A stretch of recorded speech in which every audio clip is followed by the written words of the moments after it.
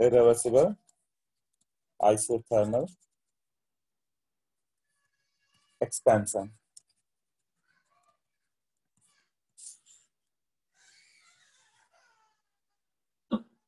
अनन्या क्या हो रहा है? By mistake. ओके,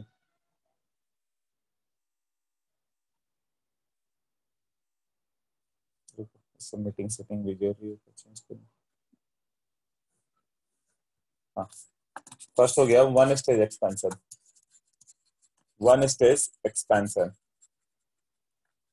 मतलब एक ही बार में एक्सपैंड कर दो. तो प्रेशर मान लो कि 10 एटीएम था और वॉल्यूम कुछ 1 लीटर ले लो.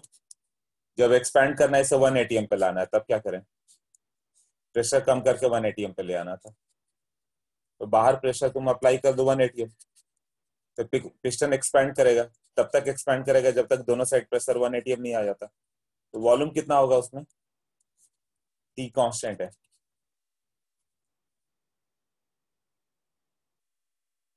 P1 V1 equal to P2 V2, यही है ना?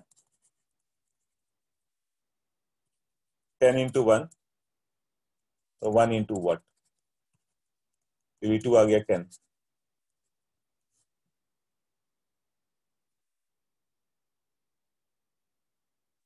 हाँ, अब बताओ वर्क डन कितना होगा?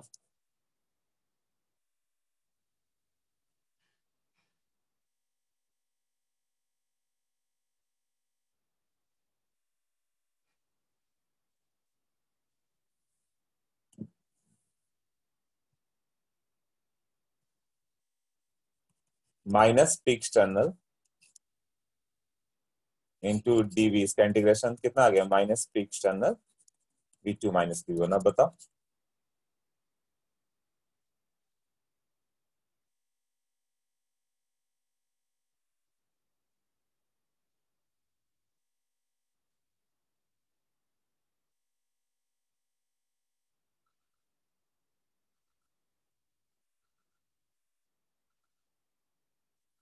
नाइन आएगा, राइट.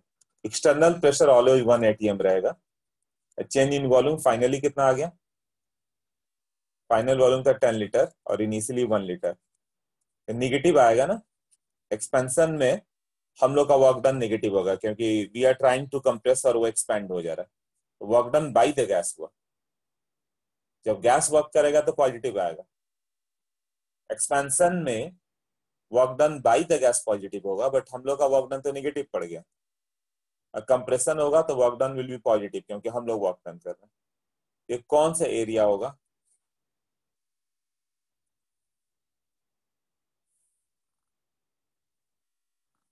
ये पी है, वी है. ये कौन सा एरिया होगा इसमें?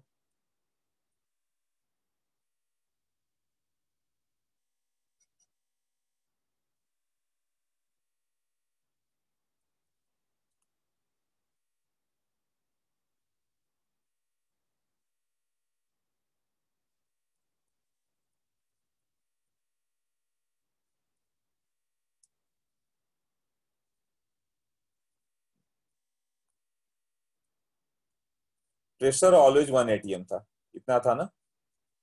And change in volume 10 minus 1, ये था ना. तो कितना आ जाएगा ये एरिया? ये होगा ना W.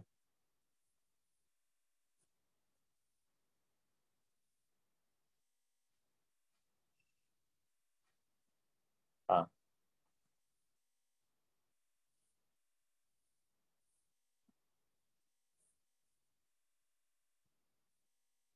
भार्गव इतना लेट क्यों? थोड़ा मिस कर गए तुम. ओके, इस बार क्या होगा? ज्वाइन करके डिस्कनेक्ट हुआ था. ठीक है. टू स्टेज प्रोसेस होगा तो क्या होगा? Two stage expansion. दो बार में एक्सपैंड करोगे तो दो रेक्टेंगुलर एरिया आएगा. ऐसे ऐसे था ना, ये इधर से इधर गया था एक ही रेक्टेंगल. अभी ये यहां से जाके ऐसे आएगा. ऐसे ये वर्क डन तुम्हारा क्या हो रहा है? थोड़ा इंक्रीज होते जा रहा है ना. हाँ. अब N stage where N tends to infinity. तो अगेन ये क्या हो गया? एरिया अंडर कर्व ही तो हो जाएगा. ये हो जाएगा area under curve. Okay, clear हो गया?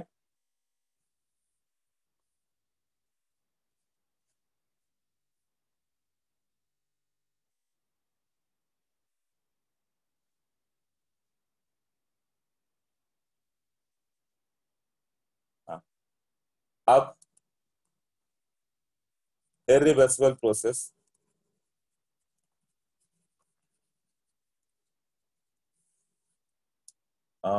फ्री एक्सपेंशन हो जाए तो फ्री एक्सपेंशन मतलब पी एक्सटर्नल क्या है, 0, तब क्या होगा? Work done minus P external V2 minus P1, this will be 0।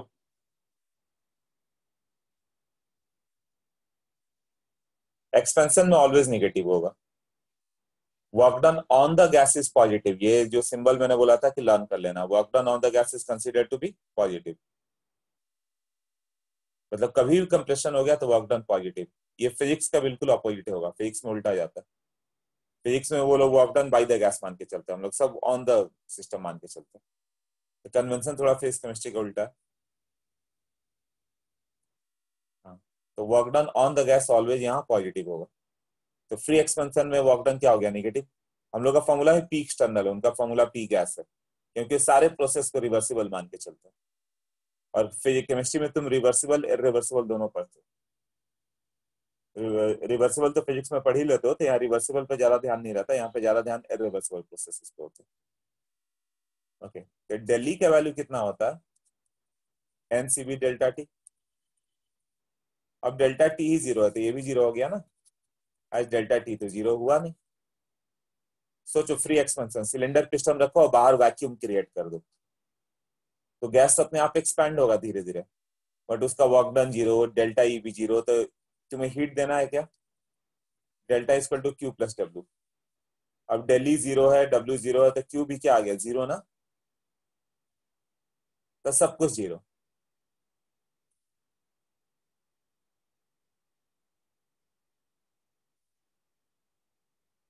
तो जब फ्री एक्सपेंशन होगा तो ये फ्री का मार्क्स होता है, जो कुछ है 0 लिख देना।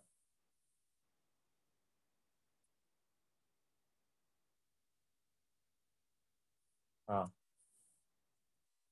वो उतना ही रहेगा, वो अपनी इंट्रॉपी के कारण अपने आप इंक्रीज होता जाता है, इंट्रॉपी आगे जाएगा। Okay,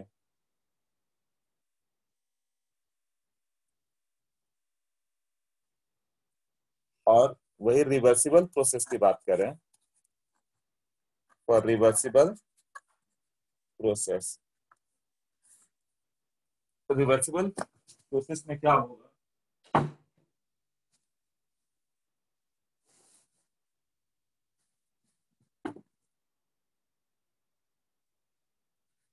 P external equal to P gas plus minus DP, मतलब ऑलमोस्ट पी गैस। तो वर्क डन जब लिखेंगे हम लोग minus P external into DV का इंटीग्रेशन, पी एक्सटर्नल को क्या लिख सकते हो,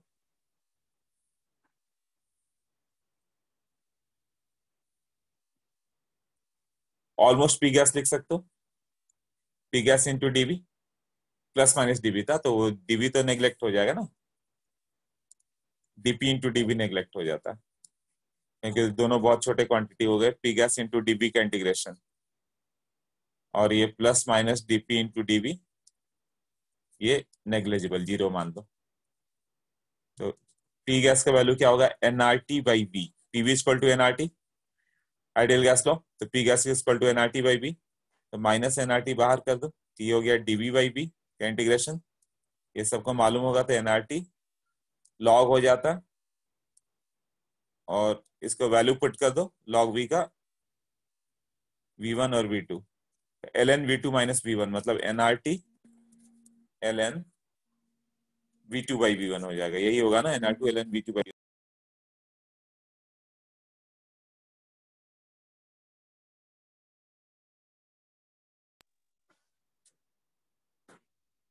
हाँ, W equal to minus NRT ln 2, और ये कितना होगा, माइनस NRT ln, इसको P1 बाई P2 भी कर सकते हो, कैसे,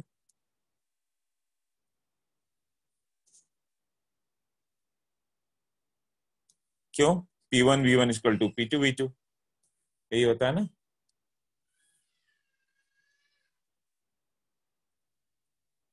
व्हेन टेम्परेचर इज कांस्टेंट, तो W का वैल्यू ये लिख सकते हो ना, माइनस nRT ln V2/V1। हाँ, अब बताओ इसमें क्या डाउट है?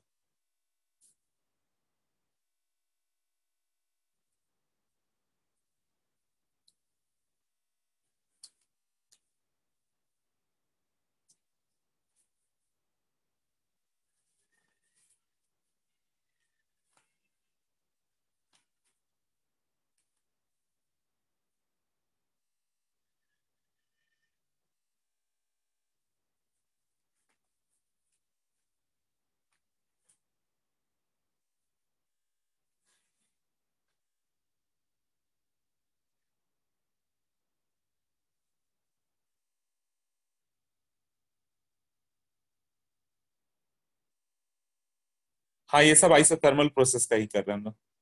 अभी तक जो आधे घंटे से कर रहे हैं अभी और पहले भी, वो सब आइसोथर्मल। एडियाबेटिक अभी स्टार्ट करेंगे।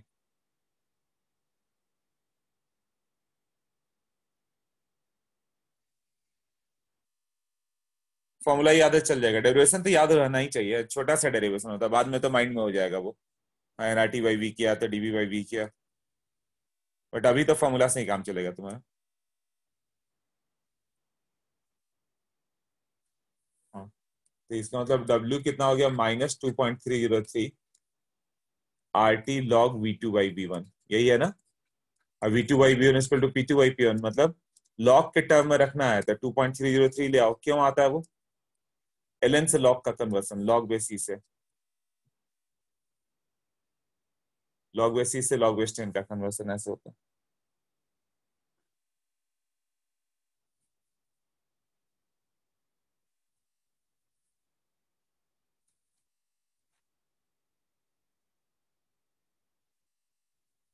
Okay,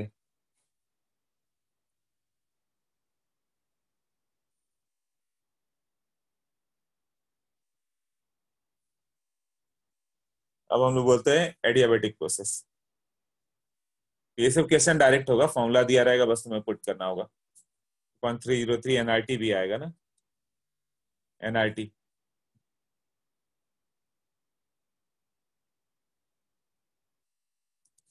adiabatic process.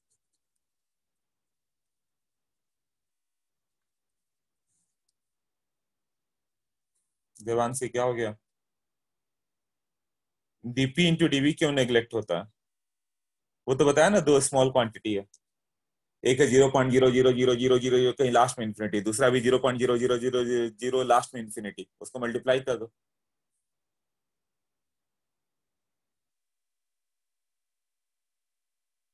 Adiabatic process. पहला हो गया irreversible process. Irreversible process, irreversible process में क्या होगा? एक्सटर्नल प्रेशर कांस्टेंट होगा। पहला हो गया फ्री एक्सपेंशन।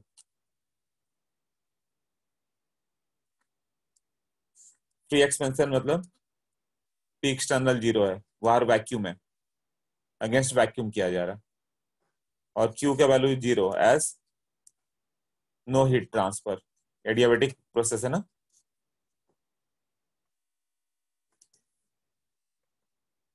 और तो डब्ल्यू कितना होगा? Minus P external into DV का इंटीग्रेशन। अब वैक्यूम ही बाहर है तो फोर्स कौन लगाएगा? डब्ल्यू भी zero.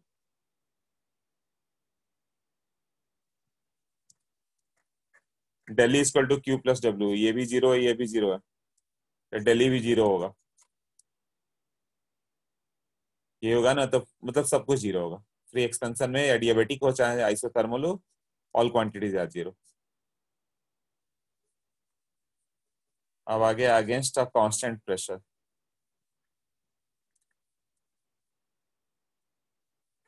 Against a constant pressure P किया जाए तो क्या होगा? अगेंस्ट ए कांस्टेंट प्रेशर ही काफी है। तो ये मान लो कि थर्मोफ्लास्क लिया तुमने, ऐसा किया, सिलेंडर पिस्टन डाल दिया है ना, यहाँ पे एडियाबेटिक वॉल है तो क्यू का वैल्यू जीरो है, यहाँ पी कांस्टेंट हो गया। अब इसके अंदर कंप्रेशन हो या एक्सपेंशन हो, यही होगा ना, ये तो कंप्रेस कर सकते हो या एक्सपैंड कर सकते हो, तो वर्क डन का वैल्यू क्या होगा, then W equal to what, तो यही कैलकुलेट करते हैं हम लोग।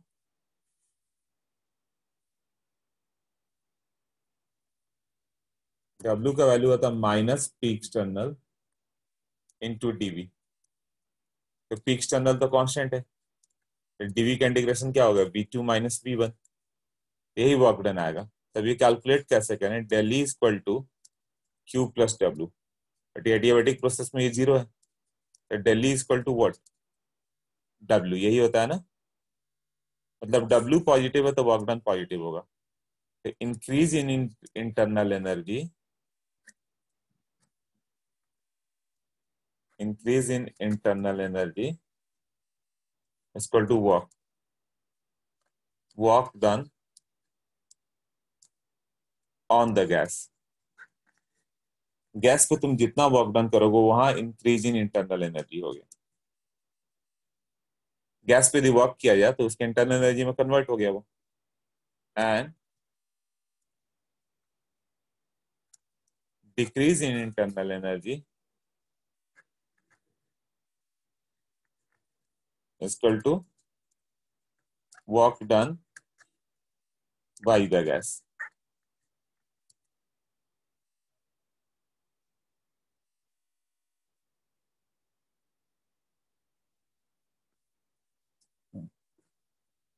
इसका क्या मतलब हुआ सोचो, अब कहीं से हीट ट्रांसफर तो आने वाला है नहीं, तुम हीट करो तो भी हीट नहीं जाएगा, तो जो अपना वर्क डन है, तुमने वर्क डन किया वही उसके इंटरनल एनर्जी में कन्वर्ट हो जाएगा ना। तुम्हारा वर्क डन करोगे तो तुम्हारा हीट हो जाएगा, गैस पूरा हीटेड हो जाएगा।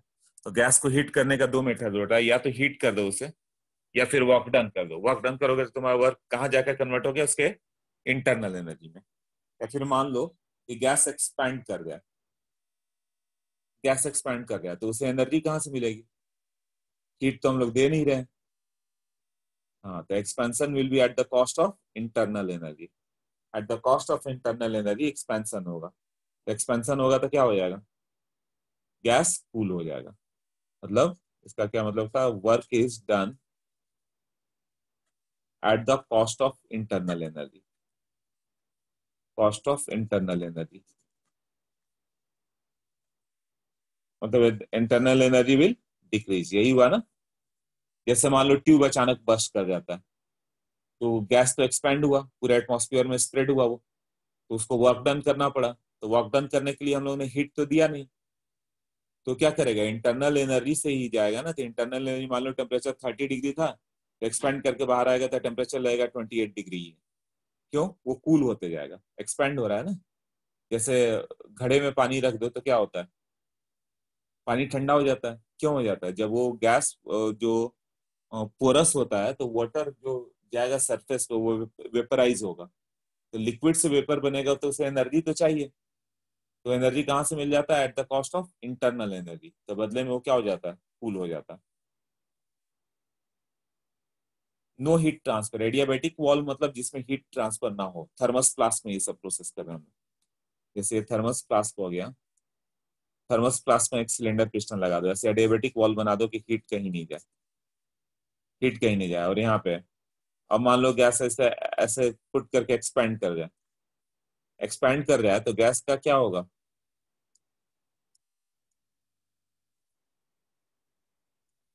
Work done by the gas ना।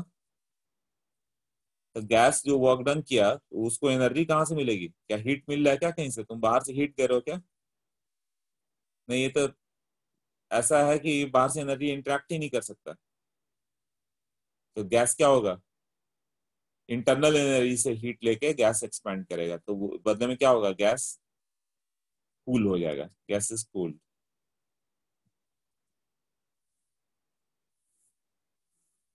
हाँ आप बताओ, ये पॉइंट क्लियर हुआ।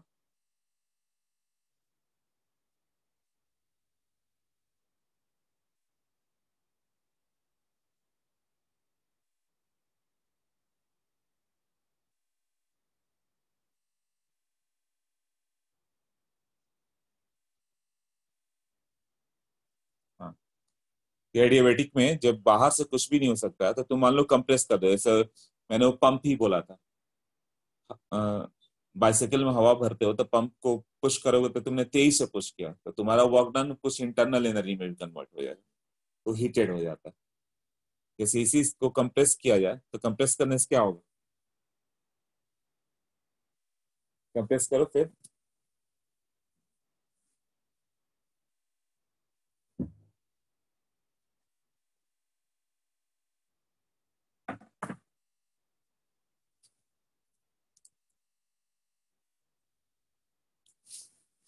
हाँ कंप्रेस करोगे तो वो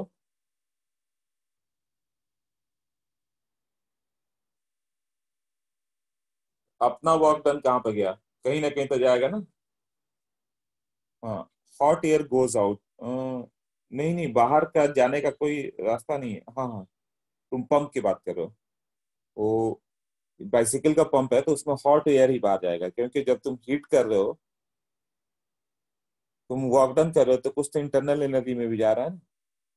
बट डेड एंड रहा है, आगे क्लोज रहा है, तब क्या होगा, तुमने सिलेंडर पिस्टन रखा, पिस्टन को कंप्रेस कर दिया, 50 जूल वॉक किया तुमने, तो 50 जूल कहाँ जाएगा, उसके इंटरनल एनर्जी में ही जाएगा ना। हाँ, तो वही उसके इंटरनल एनर्जी में कन्वर्ट हो जाता है वो।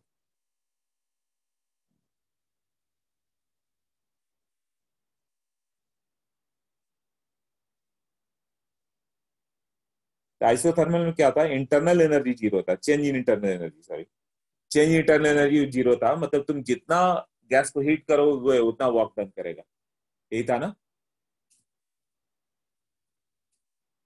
वहां क्यू और डब्ल्यू एक दूसरे को बैलेंस करते थे, जितना हीट करोगे उतना वर्क कर जाएगा, और जितना वर्क करोगे उतना हीट के रूप में बाहर जाएगा, तभी इंटरनल एनर्जी कांस्टेंट था।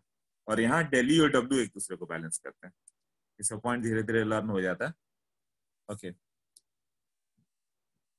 तो अभी हम लोग बात कर रहे थे डेली इक्वल टू डब्ल्यू, तो डेली का value N C B T2 - T1 हमेशा लिख सकते हो तुम, और डब्ल्यू का जो वैल्यू होता है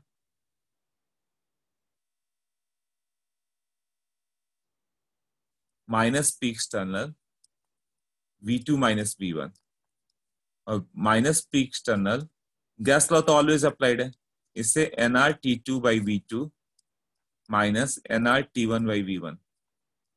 इसको सॉल्व करके कोई भी इरिवर्सिबल एडियाबेटिक क्वेश्चन सॉल्व होता है, बट ये जेई एडवांस का तो बहुत फेवरेट क्वेश्चन ही है वाला, इस ये इक्वेशन सॉल्व करना।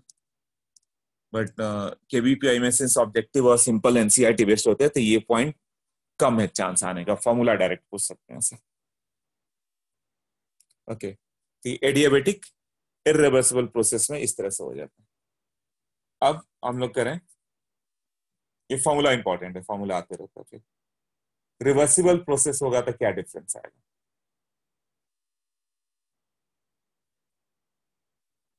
So work done in reversible adiabatic process, reversible adiabatic process में कितना होगा, तो अभी कितना हो गया था, ये किया था हम लोगों ने डीई,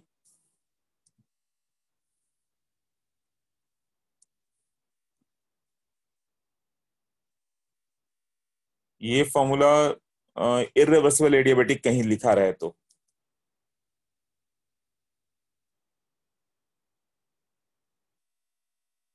नहीं नहीं, बाइसाइकिल का पंप को एडियाबेटिक नहीं बनाया जाता, हम लोग प्रोसेस फास्ट कर रहे हैं इसलिए एडियाबेटिक हो जाता है, वो तो मेटल का ही रहता है, वो कंडक्टिंग होता है, और इतना टाइम नहीं मिलता कि वो कंडक्ट कर पाए। तो क्वेश्चन लिखा रहेगा कि इन adiabatic process work expanded against the external constant external pressure, तो कांस्टेंट एक्सटर्नल प्रेशर देखो तो इरिवर्सिबल हो गया, ये तो यूजुअली क्या हो गया, work done in reversible adiabatic process, इसमें स्लोली करेंगे धीरे धीरे, तो इसके लिए D equal to what, D Q plus D W, D Q तो जीरो था, डी के वैल्यू हो गया NCB D T, D W हो गया माइनस, अब यहाँ पे पी एक्सटर्नल की जगह ये पी गैस आ जाएगा, P gas TB, reversible process में क्या होगा, P external almost P gas ना, हाँ तो उसके इक्वल कर दें एनसीबी। अब सीबी का एक फॉर्मूला क्या लिख सकते हो, ये फर्स्ट इक्वेशन लिख देते हैं, CP by CB equal to gamma था, और CP minus CB equal to R था। सीबी का क्या फॉर्मूला आ जाएगा फिर, सीबी चाहिए हम लोग को। हाँ तो CP by CP, sorry CB चाहिए था ना।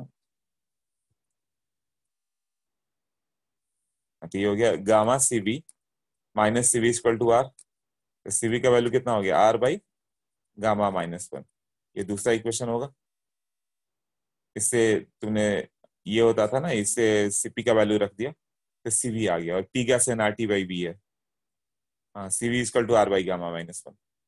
इक्वेशन वन और टू लिखो तो ये N R by gamma minus one होगा, N R by gamma minus one, और ये D T equal to minus N R T by V D we.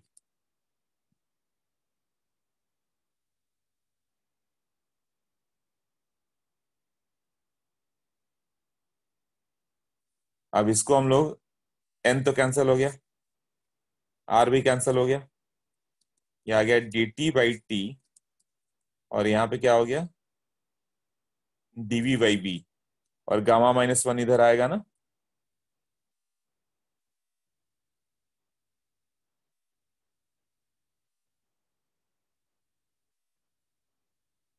Minus gamma minus one DV by B. अब इसको integrate कर दे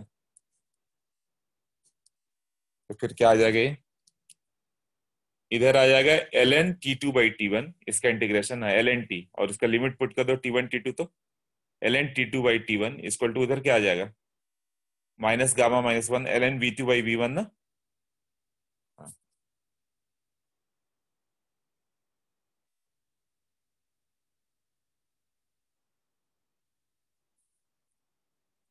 ये आ गया L N T two by T one equal to minus gamma minus one, और ये L N V two by V one. ये कितना होगा, gamma minus one L N, minus अंदर रखा दो तो V one by V two, L N V one by V two, ये आएगा gamma minus one L N T two by T one. Anti log ले लो, ये हट जाएगा, T two by T one equal to V one by V two raise to gamma minus one. Minus के अंदर लेते हो तो minus log X is log one by X, तो वो V one by V two बन गया ऊपर। फिर गामा माइनस वन को इनसाइड लोगे तो पावर बन जाता है, ये आ जाएगा T one V one raise to gamma minus one equal to T two V two raise to gamma minus one. ऐसा एक फॉर्मूला आएगा।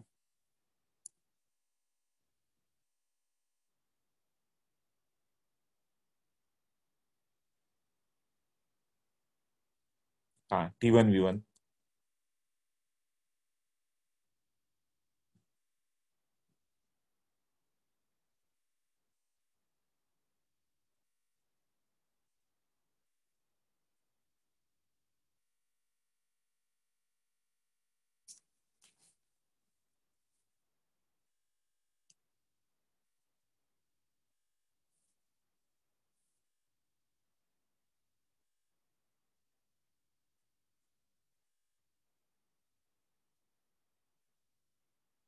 टी की जगह N R T by V कर लें,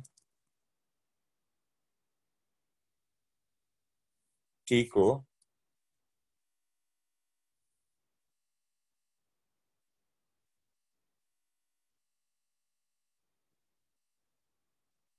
मतलब ये आ जाएगा TV raise to gamma minus one equal to constant.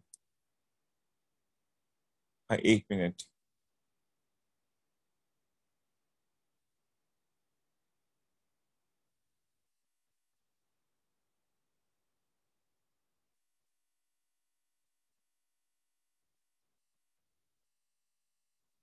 Strong हो रहा है इक्वेशन क्या।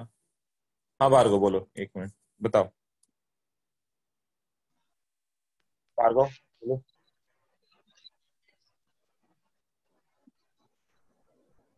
हाँ बताओ।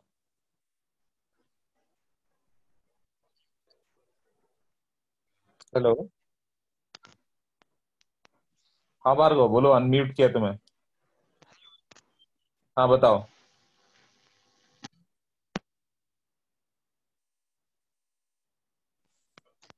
हेलो। हेलो, हाँ भार्गव बोलो। हेलो, हाँ बात करो। हाँ सर, आवाज ही नहीं आ रहा था सर। हाँ, उधर हम लोग माइनस साइन खोलेंगे तो गामा -1 हो जाएगा ना, आई मीन 1 माइनस गामा हो जाएगा ना। माइनस को मैंने अंदर लेके V1/V2 कर दिया। अच्छा, ओके। माइनस लॉग एक्स को log 1/x बना दिया ऐसा। Okay okay okay. ओके। हम लोग इसमें प्रेशर को क्यों नहीं सब्स्टिट्यूट कर रहे, वी के जगह। वो भी करना पड़ेगा। ओके। तो ये तो टी और वी का रिलेशन था।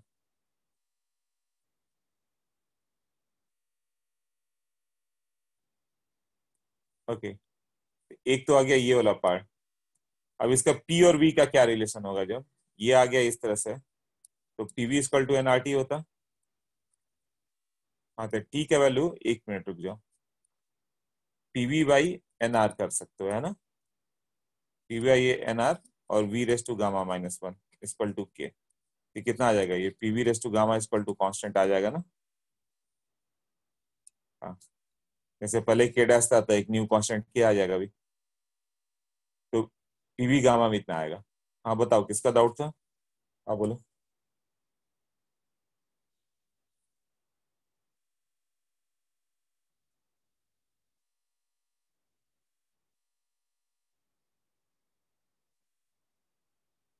ओके क्लियर है। हाँ तब एक और रिलेशन ले लो, पी, ये टी वी हो गया, पी वी हो गया, और पी और टी के बीच का रिलेशन। तो पी इक्वल टू वी का वैल्यू क्या होगा, एनआरटी बाई पी ना, गामा इक्वल टू कॉन्स्टेंट। तो कितना बच जाएगा ये, P⁻1 माइनस गामा और T⁻ गामा इक्वल टू के।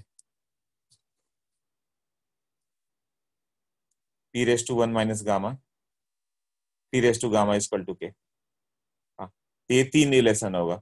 तुम्हें P1 P2, तुम्हें क्या क्या रिलेशन आ गया, ऐसे क्वेश्चन आएंगे कि ये प्रेशर था एडियाबेटिक में, 1 एटीएम से प्रेशर 2 एटीएम पे पहुंच गया, P1 P2 दे दी गया, वॉल्यूम तुम्हारा 10 लीटर से 20 लीटर पे चला गया, तो गामा का वैल्यू क्या होगा। तो ऐसे आ जाएगा ना, बस गामा ही अननोन है ना, P1 P2 V1 V2 सब भी अब अननोन, इससे आ जाएगा तुम्हारा। तो दो रिलेशन जैसे P1 V1 equal to P2 V2 करते हो एडिया आइसोबारिक के लिए, बल्कि आइसोथर्मिक के लिए, इसके लिए क्या होगा, P1 V1 raise to gamma equal to P2 V2 raise to gamma. बस उसमें जस्ट इक्वेशन पुट करो, तुम्हें आंसर आ जाएगा वहां। हाँ तो ये तीन इक्वेशन होगा, उसमें मोर प्रोमिनेंट इक्वेशन ये वाला है। यही एक याद है तो सब हो जाएगा, पीवी रेस टू गामा, ये याद है तो पी का वैल्यू एनआरटी बाई वी रख दो, एनआरटी बाई वी, तो T raise to V minus gamma 1 आ गया। यही है ना, T into V raise to gamma -1 ना। पी को एनआरटी बाई वी रखो तो टी ए और वी रेस टू गामा -1 ऐसे आ गया। अब बताओ किसका डाउट था। Third step of this page, third step, 1 2 3 ये पार्ट। अच्छा तुम्हें ये पावर लेना नहीं मालूम है ना। 2 log 10 का मतलब होता है लॉग, 2 log 10 का मतलब होता है log 10 का स्क्वायर। ये पावर बन जाता है ये चीज, इसका लॉग का एक फंक्शन है ये। तो गामा माइनस क्या होगा, ये इसका पावर बन जाएगा इधर जाके, है ना।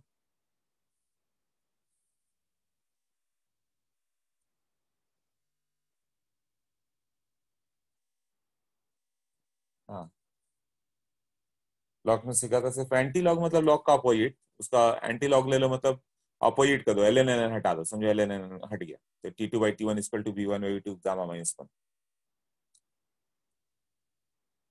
ओके तो यहाँ तक कर लिया। तो हम लोग का मेन इक्वेशन क्या होगा, PV raise to gamma equal to constant. फिर अब डाउट, अब तो मैंने रब कर दिया वो, तो भी शायद आ सकता है आगे। किसी ने कोई और डाउट लिखा है क्या। Second line also, second last line also, P का वैल्यू पुट करो, वी का वैल्यू क्या होगा, एनआईटी बाई पी पुट कर सकते हो ना आइडियल गैस लॉ से।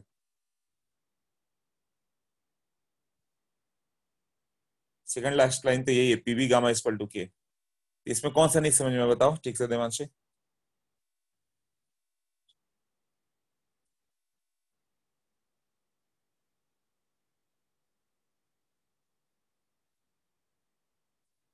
कौन सा formula? PV raise to gamma equal to K कैसा है? ओके, ये तो समझ में आ गया ना। ये तो टी को मैंने पुट कर दिया, टी को पुट कर दिया, PV equal to N R T. T को पुट कर दो, प्रेशर चाहिए था मुझे, है ना? तो पीवी बाई एन आर, और ये V raise to gamma minus one equal to constant. ये सब तो कांस्टेंट है, मल्टीप्लाई कर दो तो ये क्या बच जाएगा? पी और ये दोनों का मल्टीप्लिकेशन क्या आएगा? वी रेस टू गामा ना, तो वही P V raise to gamma आ गया।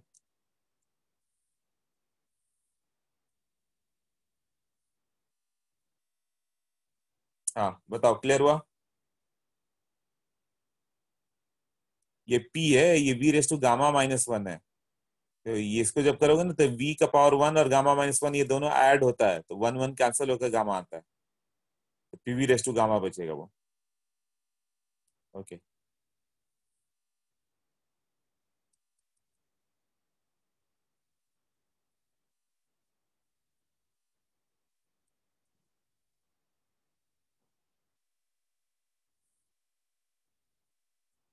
हाँ, ये एक तो हो गया work done in reversible adiabatic process, इसका प्रोसेस हम लोगों ने देख लिया। मेन था PV gamma equal to constant, यही है ना? मतलब P one V one raise to gamma equal to P two V two raise to gamma equal to कई किसी के लिए PV raise to gamma equal to K, मतलब कांस्टेंट।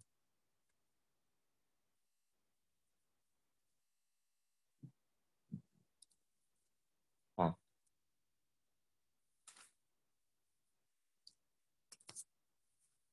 ओके, नेक्स्ट पार्ट करें अभी। तो अभी तक हम लोगों ने एडियाबेटिक, आइसोथर्मल, आइसोथर्मल और आइसोकोरिक, आइसोबारिक सब कर लिया।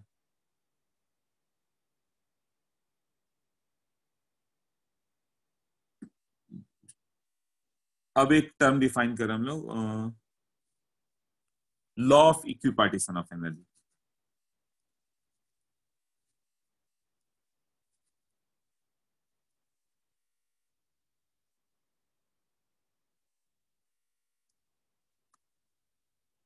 Law of equipartition of energy.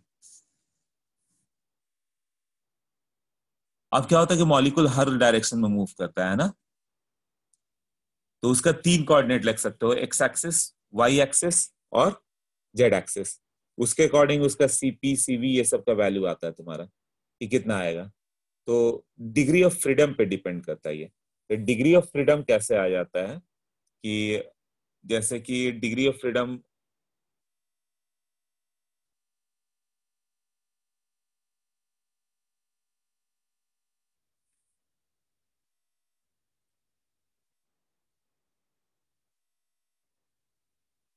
इसको लिख दें, ये क्या बोलता है,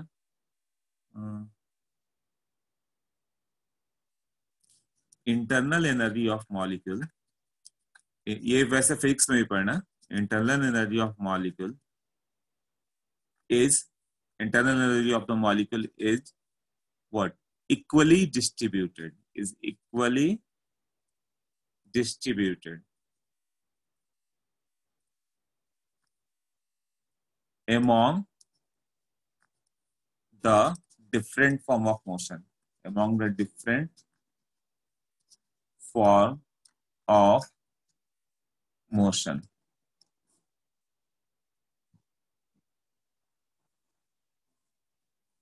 हाँ, ये कई डिग्री ऑफ फ्रीडम में तुम्हारा इधर से उधर चला जाता है। तो जैसे कि एक मोनो एटॉमिक गैस ले लो, हाँ, और टोटल एनर्जी की बात करें हम लोग, टोटल इंटरनल एनर्जी या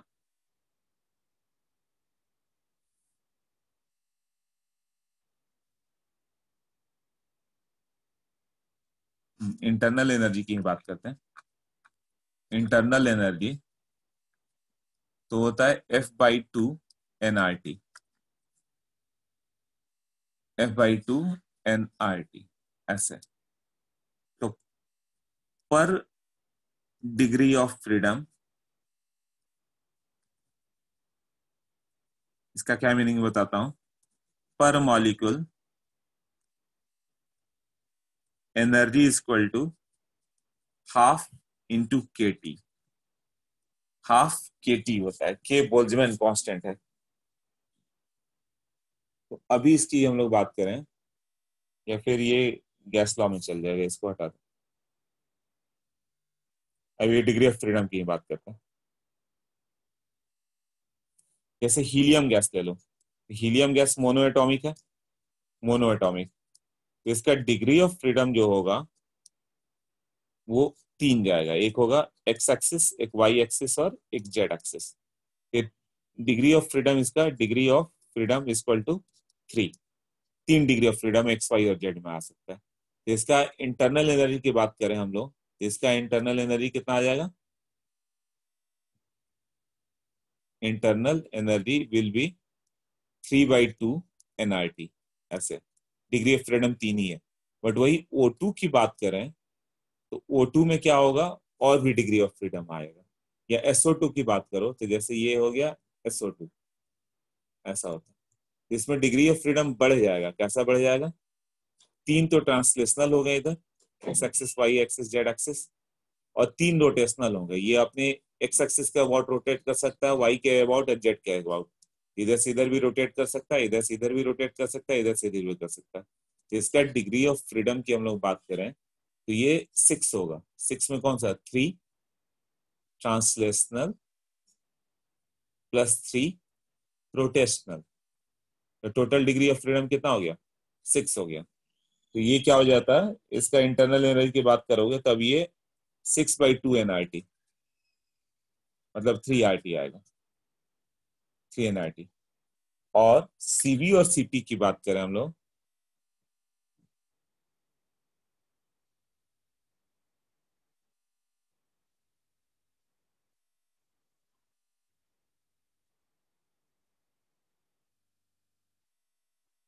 हाँ, तो ये आ जाएगा 3 nRT।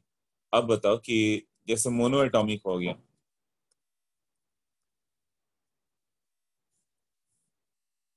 तो इंटरनल एनर्जी आ गया कितना, 3/2 nRT। यही था ना, 3/2 nRT। तो सीवी का वैल्यू हम लोग कितना लिखें।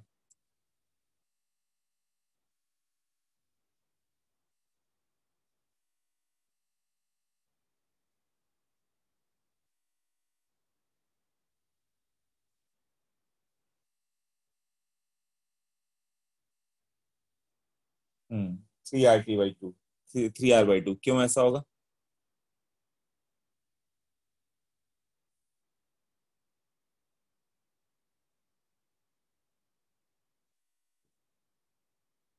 किसी को मालूम है तो मैं बता रहा हूँ।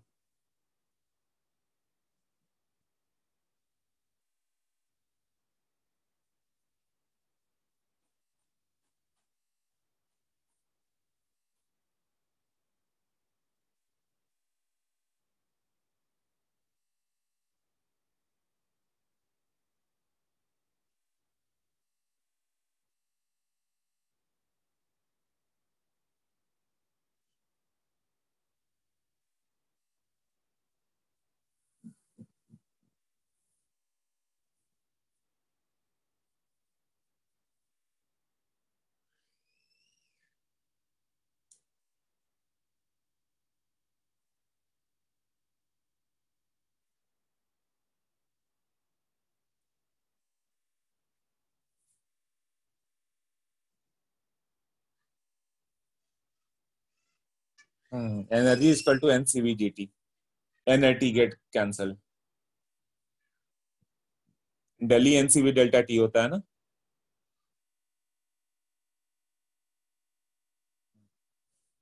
Daily is equal to NCV∆T equal to 3/2 NR∆T, यही होगा ना।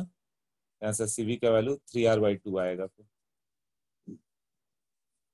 तो CP का वैल्यू कितना होता है, CV प्लस R, ये आएगा 5R/2। तो हाँ बताता हूँ बार बार, गामा का वैल्यू आता है CP/CV, ये आ जाएगा 5R/2/3R/2, मतलब 5/3। ये हो गया मोनो एटॉमिक का ट्रीटमेंट। मोनो एटॉमिक में था डिग्री ऑफ फ्रीडम 3 थे, तो कौन कौन से? हीलियम गैस मान लो एयर में मूव कर रहा तो उसका 3 कंपोनेंट ले सकते हो, एक्स कंपोनेंट, वाई कंपोनेंट और जेड कंपोनेंट। तो उसका एनर्जी होता है 3/2 nRT। ये एक कंसेप्ट हो गया कि हर और हाफ आरटी लेना है तुम्हें, 1/2 nRT, एक्स डायरेक्शन में 1/2 nRT, वाई डायरेक्शन में 1/2 nRT, जेड डायरेक्शन में ऐसे लेना है। तो टोटल 3/2 nRT हो गया। इसको कंपेयर करो डेल्टा डेल्टा ई का वैल्यू एनसीबी डेल्टा टी से, तो कितना होगा? एन डेल्टा टी तो कैंसिल हो गया, सीबी का वैल्यू 3r/2 हो गया, सीपी का वैल्यू सीबी प्लस आर आएगा, तो वो 5r/2 आ गया, और गामा का वैल्यू CP/CB ऐसे था। डाई एटॉमिक लोगे तो क्या चेंज आएगा, इसे एक बार देखना, क्लियर होगा। डायटोमिक करने पर शायद क्लियर हो जाए। ओ डबल बॉन्ड ओ है, इसका क्या क्या मोशन हो सकता है? ये वाला डिग्री ऑफ फ्रीडम इसका नेग्लेक्ट होगा। खुद अपने एक्सिस के बाद अबाउट जो रोटेशनल होता है ना, वो बहुत कम होता है। क्यों? ये रोटेशनल एनर्जी यदि फिजिक्स में जाकर पढ़ोगे तो होता है हाफ आई ओमेगा स्क्वायर, थोड़ा फिजिक्स के कंसेप्ट है सब इसमें, हाफ आई ओमेगा स्क्वायर। तो मोमेंट ऑफ इनर्शिया जो होता है वो बहुत कम होता है इसका। मतलब कि एक डंबल ले लो, एक डंबल को तुम्हें मान लो कि मैक्सिमम डिस्ट्रक्शन करना है, डंबल किस डायरेक्शन जा सकता है? X direction, Y direction, Z direction. हर उसका एनर्जी हो गया half R T, half R T, half R T. Vibrational, इसके अलावा रोटेशनल एनर्जी, तो रोटेशनल एनर्जी जो उसको खुद अपने एक्सिस का अबाउट जो रोटेट करेगा ना, उसमें रोटेशनल एनर्जी बहुत कम होता है, तो वो नेग्लेजिबल होता है। अपने एक्सिस के अबाउट करे तो वो नेग्लेजिबल होगा, तो उसे नेग्लेक्ट करते हैं हम लोग। क्यों? एक डंबल है, एक डंबल से किसी चीज को तोड़ना है तो उसे अपने एक्सिस पर रोटेट करके भेजोगे कि वाई डायरेक्शन में रोटेट करके भेजोगे? क्या लग रहा है किसमें जा रहा है एनर्जी?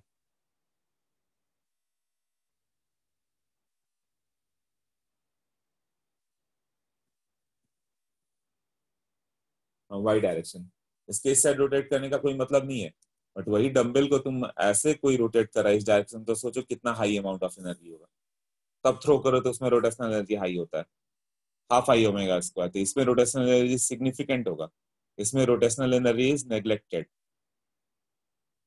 और ये नहीं समझ में आएगा अभी, कुछ लोगों को समझ में आ गया तो आ गया कि इसमें एनर्जी कम होती है, उसमें बहुत ज्यादा होती है, ये फिजिक्स में जाके क्लियर होगा क्यों एनर्जी कम रहती है। फिर भी थोड़ा सोचो तो क्लियर हो जाएगा। डंबल को अपने ही एक्सिस पर रोटेट करो तो कोई मतलब नहीं, उसमें एनर्जी उतना ज्यादा नहीं रहेगा, बट वाई एक्सिस पे ऐसे रोटेट करोगे तो विग्रेस होगा। तो इसका डिग्री ऑफ फ्रीडम की हम लोग बात करें तो या तो एक्स डायरेक्शन में जाएगा, या वाई में जाएगा, या जेड में जाएगा, यही होगा ना। और इसका ओ डबल बॉन्ड ओ लिया हुआ तो ये एक्सेस नेग्लेक्ट होगा, बट इधर इसका लेंगे, इधर लेंगे, तो डिग्री ऑफ फ्रीडम जो इसका होगा टोटल वो 5 आएगा। 5 में 3 ट्रांसलेशनल प्लस 2 रोटेशनल होगा। 5 में है 3 translational plus 2 rotational, degree of freedom. हाँ, तो सीवी का वैल्यू इंटरनल एनर्जी कितना हो जाएगा फिर? डिग्री ऑफ फ्रीडम ये है ना 5/2 nRT,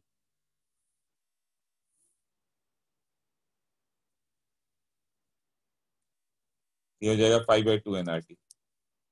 सीवी का वैल्यू कितना होगा? 5r/2। सीपी का value, CV plus R, CV कितना था? 5r/2 ना, तो ये आ जाएगा 7r/2 ना। गामा का value CP/CB equal to what? 7/5। तो ये हो गया लीनियर मॉलिक्यूल रहता। नॉन लीनियर SO2 रहता तो क्या होता? SO2 आता तब तो उसका अपना कोई एक्सिस ही नहीं है ना, अभी तो इस शेप में है। इसको एक्स एक्सिस, वाई एक्सिस या जेड एक्सिस जहां से भी करो सिग्निफिकेंट ही रहेगा वो।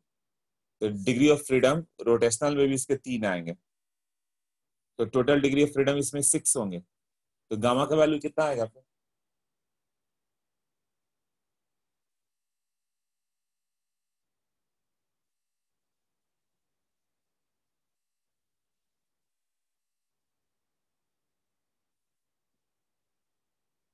हाँ 4/3, राइट।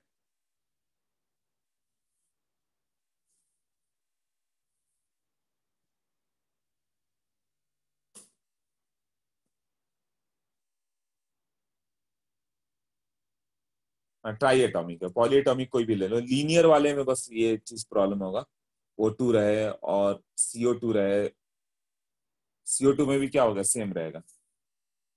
तो जितने लीनियर मॉलिक्यूल है ना, 1 degree of freedom he neglect हो जाता है।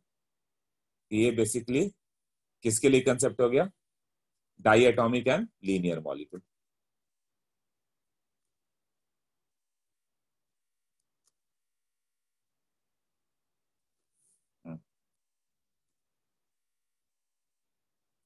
अब पॉली एटॉमिक मॉलिक्यूल की बात करें, अभी कौन सा, non linear, degree of freedom सब रहे इसके पास। एग्जाम्पल SO2, NH3, है ना। तो इसमें क्या आ जाएगा, इधर भी रहेगा, इस साइड भी रहेगा, इधर भी रहेगा, ट्रांसलेशनल 3 होंगे, 3 ट्रांसलेशनल मतलब इसी के डायरेक्शन में कर दो, और रोटेशनल भी सब रहेंगे। तो डी इसका डिग्री ऑफ फ्रीडम आ गया 6, 3 ट्रांसलेशनल प्लस 3 रोटेशनल। तो CV का वैल्यू कितना हो जाएगा, एनर्जी की बात करें, इंटरनल एनर्जी, तो 6/2 nRT ना। हाँ, तो CV 6/2 होगा, मतलब 3R ना।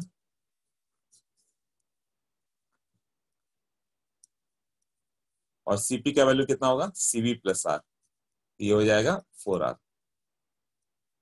CP। तो गामा का वैल्यू कितना होगा, CP/CV 4/3।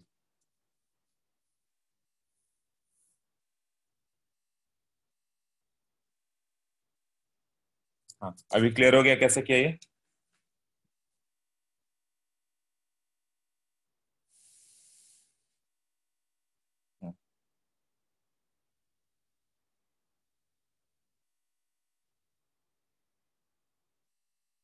ओके, अब अभी तो खैर अभी ये सब रेगुलर लेक्चर में जाके डिटेल में क्लियर होगा, अभी तो थोड़ा बहुत जो भी समझ में आया समझ लो।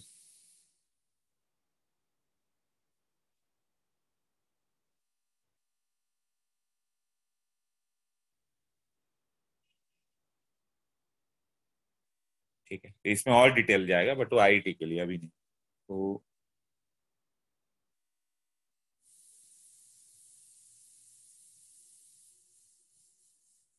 हाँ, अब यहाँ तक तो सिर्फ NCERT पढ़ोगे तो इतना पॉइंट तक क्लियर हो ही जाता है।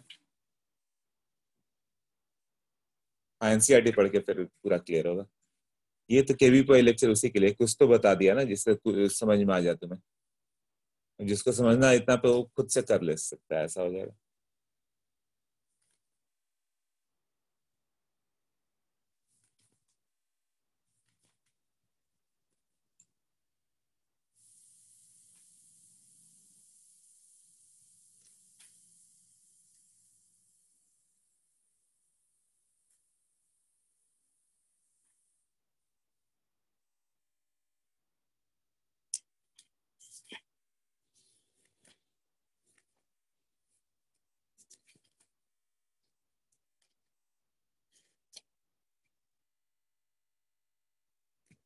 ओके, अब इसके बाद एक डिफाइन करते हैं टर्म हम लोग, दैट इज एंथैल्पी। तो एंथैल्पी में क्या होगा, most of the chemical reaction जो हम लोग करते हैं लैब में, वो कांस्टेंट वॉल्यूम में नहीं करते हैं, कांस्टेंट प्रेशर पे करते हैं। HCl गैस लिया, HCl लिया, NaOH लिया, सबको मिक्स किया, तो मिक्स करने के बाद क्या होता है, फ्लास्क में एटमॉस्फेरिक प्रेशर पे करते हैं, तो प्रेशर कांस्टेंट है ना। तो एंथैल्पी किसके लिए है, जहाँ पे कांस्टेंट ओपन वेसल में हम लोग कर रहे हैं, कांस्टेंट प्रेशर के लिए होता है। तो केमिस्ट्री में एक नया टर्म डिफाइन कर दिया गया, एंथैल्पी, मतलब जो कांस्टेंट प्रेशर पे प्रोसेस हो रहा है उसके लिए हम लोग एंथैल्पी डिफाइन कर रहे हैं। तो एंथैल्पी क्या डिफाइंड हो गया, देखो,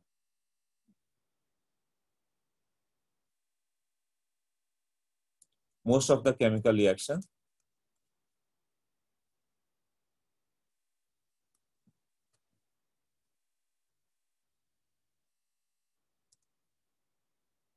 occur in open vessel,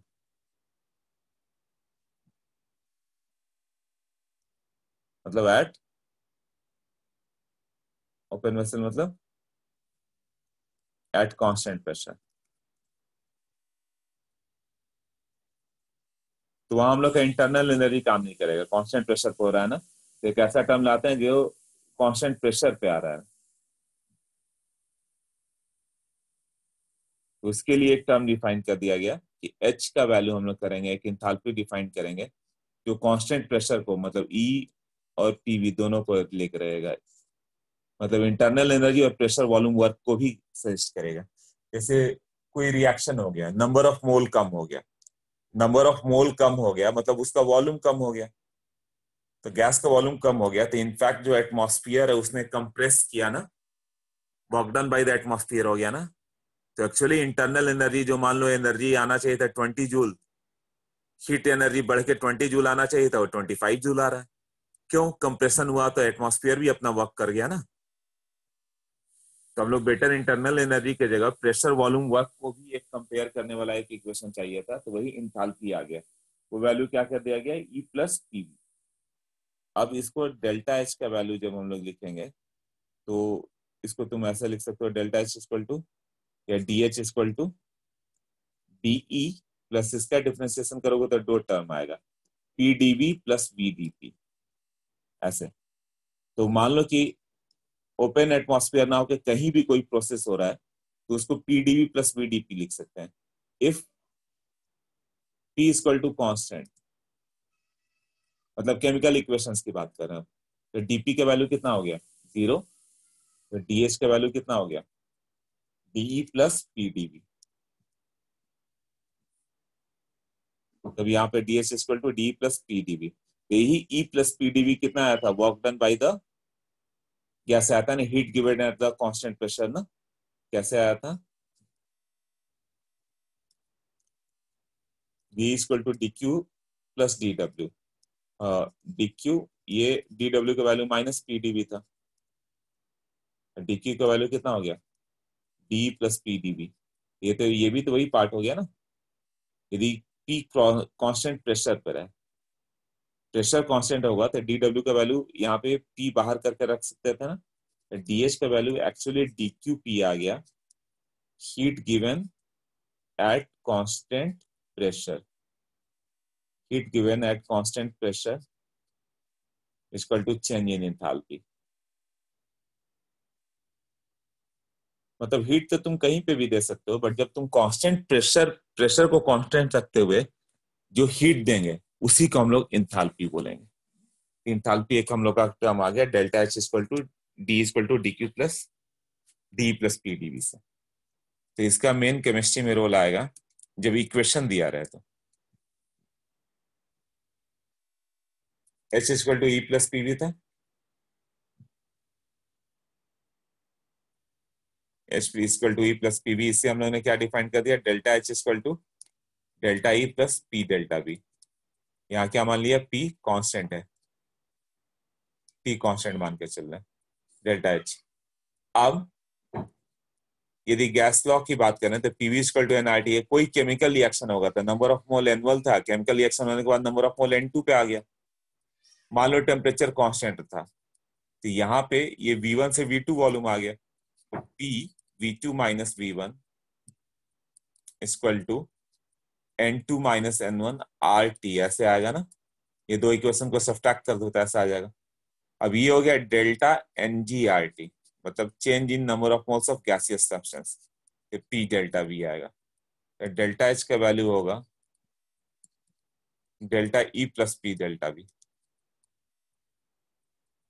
delta E plus delta NgRT होगा डेल्टा H का वैल्यू।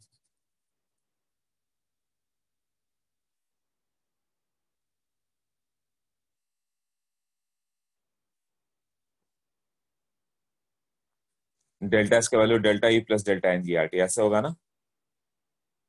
अब डेल्टा Ng क्या है, ये गैस लॉ किसके लिए, जहां पे gaseous number of mole change हो रहा है। एग्जांपल फर्स्ट ले लो, H2 gas plus Cl2 gas gives out 2HCl gas. यहाँ डेल्टा Ng कितना है, 2 माइनस 2, 0 है ना, नंबर ऑफ मोल चेंज ही नहीं हुआ, 2 मोल का 2 मोल रहा। तो वॉल्यूम भी चेंज नहीं होगा, वॉल्यूम चेंज नहीं होगा तो पी डीवी वाला पार्ट जीरो आता है, delta H direct delta E आएगा ना, यहाँ डेल्टा एच का वैल्यू डेल्टा ई ही आ जाएगा। और दूसरा इक्वेशन ले लो, N2 gas plus 3H2 gas, it gives out 2NH3 gas. तो डेल्टा एनजी कितना होगा, 2 माइनस 4, -2। तो सोचो कि पहले 4 मोल था, 4 मोल से 2 मोल पे गया, मतलब वॉल्यूम कम हुआ,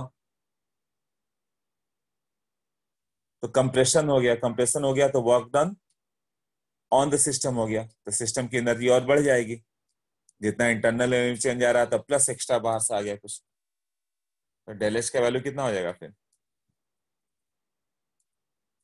डेल ई -2RT ना, 2 माइनस 4, 2NH3 था, 4 कहां से आ गया, 1 + 3, तो डेली का value basically delta H plus 2RT आ रहा है, मतलब चेंज इंटरनल एनर्जी उससे भी ज्यादा आ रहा है, डेल्टा एच से भी ज्यादा, क्यों, एटमॉस्फेयर भी वॉक किया वो।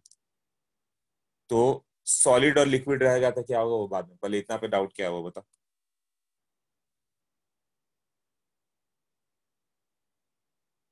हाँ, इसका वीडियो रिकॉर्डिंग ये रिकॉर्डेड भेज दूंगा मैं।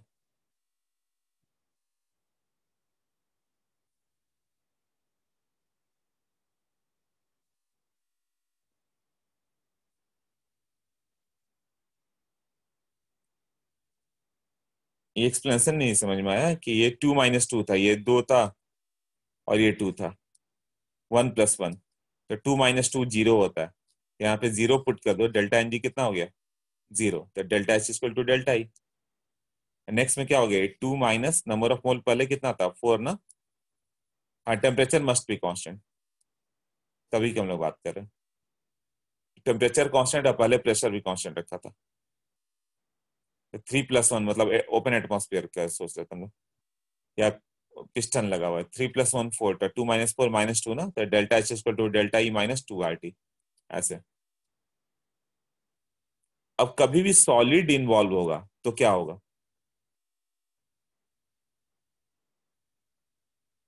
हाँ सार्थक, सॉलिड के लिए क्या होगा, तब तो ये डेल्टा एनजी आएगा ही नहीं, तो सॉलिड में कौन सा वॉल्यूम चेंज, वो ऑलमोस्ट कांस्टेंट ही रहेगा, तो डेल्टा एच का वैल्यू ऑलमोस्ट डेल्टा ई ही रह जाएगा। एक्वस सॉल्यूशन में रिएक्शन हो रहा है, जैसे कि NaOH प्लस HCl रिएक्ट किया है ना,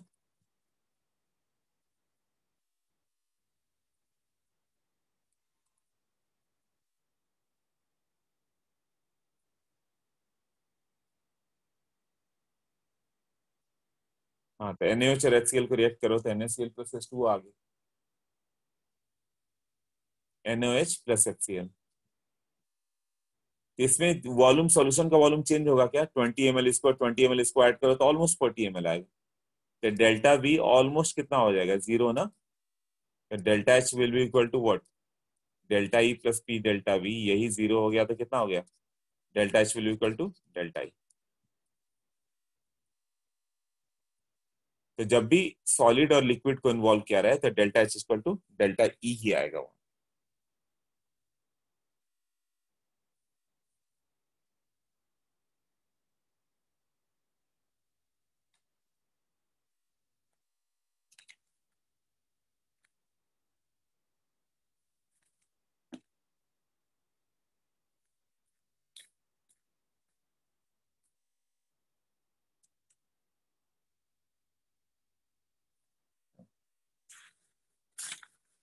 अब इसके थर्मोकेमिस्ट्री की बात करें हम लोग, थर्मो टाइम बचा हुआ, थर्मोकेमिस्ट्री का कुछ पार्ट देख लो। तो केमिस्ट्री से रिलेटेड हीट थर्म की बात कर रहे हैं हम लोग, heat related to the chemical equation. इसमें क्या आ जाता है, कुछ टर्म आएगा, एंथैल्पी वाले टर्म आ गए, एक्सोथर्मिक और एंडोथर्मिक प्रोसेस। जैसे एक्सोथर्मिक प्रोसेस पहले कैसे लिखते थे, अब कैसे लिखोगे, ये पहले भी बता चुका मैं, C solid plus O2 gas gives out CO2 gas, है ना, तो प्लस मान लो 393.5 किलो जूल रखोगे तुम पर मोल, बट इसको अब कैसे लिखते हैं हम लोग, न्यू इसमें CS plus O2 gas gives out CO2 gas, इसको डेल्टा H करके लिखोगे उसके बाहर 393.5 मतलब एक्सोथर्मिक है ये, इसका मतलब एक्सोथर्मिक हो गया। मतलब ये इक्वेशन में प्लस माइनस करके नहीं लिखेंगे, ओल्ड नोटेशन हो गया।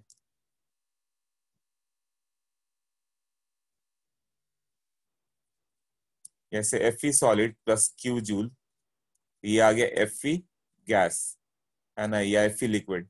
बट अब क्या लिखेंगे हम लोग, Fe सॉलिड से Fe लिक्विड के लिए डेल्टा H लगेगा और वो वैल्यू होगा Q जूल। क्लियर? ये एंडोथर्मिक हो गया। एंडोथर्मिक हो गया मतलब डेल्टा H वाला टर्म अब अलग करके लिखना है। पहले एक ही क्वेश्चन में यहाँ पे लिख देता था प्लस साइन, अब उसको हटा के यहाँ पे माइनस साइन करके लिखना पड़ेगा। नोटेशन चेंज हो गया, ये प्लस एक ही क्वेश्चन में नहीं लिखना है, उसके जगह ऐसे लिखना है। अब इसको ऐसे लिखना है, तो हीट वाले टर्म को इसके साथ में हम लोग नहीं रखेंगे, अलग से दिखाओगे। तो डेल्टा H निगेटिव मतलब एक्सोथर्मिक है ना, डेल्टा H निगेटिव होगा। और डेल्टा H कहीं पे पॉजिटिव हो गया मतलब वो क्या हो गया, एंडोथर्मिक। ओके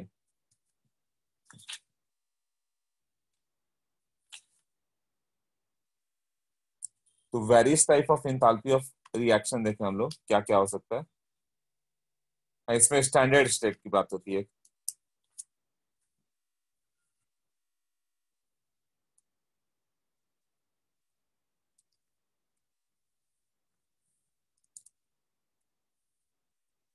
स्टैंडर्ड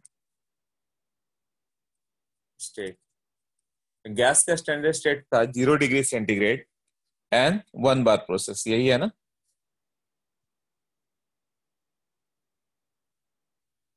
बट यहाँ पे थोड़ा डिफरेंट होगा, टेम्परेचर तुम जो चाहो वो ले लो। जनरली 25 डिग्री लेते हैं, जनरली 25 लेते हैं हम लोग। और प्रेशर भी 1 ATM के जगह अब क्या आ गया है, 1 बार आ चुका है, ये है ना। तो ये आ जाएगा स्टैंडर्ड स्टेट, मतलब हो गया प्रेशर 1 बार, पहले 1 ATM रहता था, ये है ना। Temperature any specified temperature generally taken as 25 degree centigrade, ये आ जाएगा तुम्हारा स्टैंडर्ड स्टेट का बात। हाँ। अब जो आता है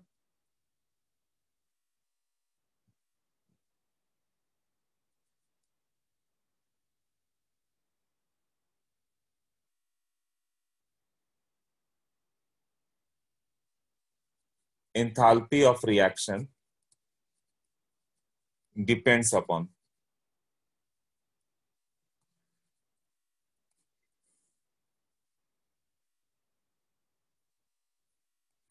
ये हो गया एनर्जी, पोटेंशियल एनर्जी। ये रिएक्टेंट यहां से प्रोडक्ट गया, ये रिएक्टेंट, और ये हो गया प्रोडक्ट।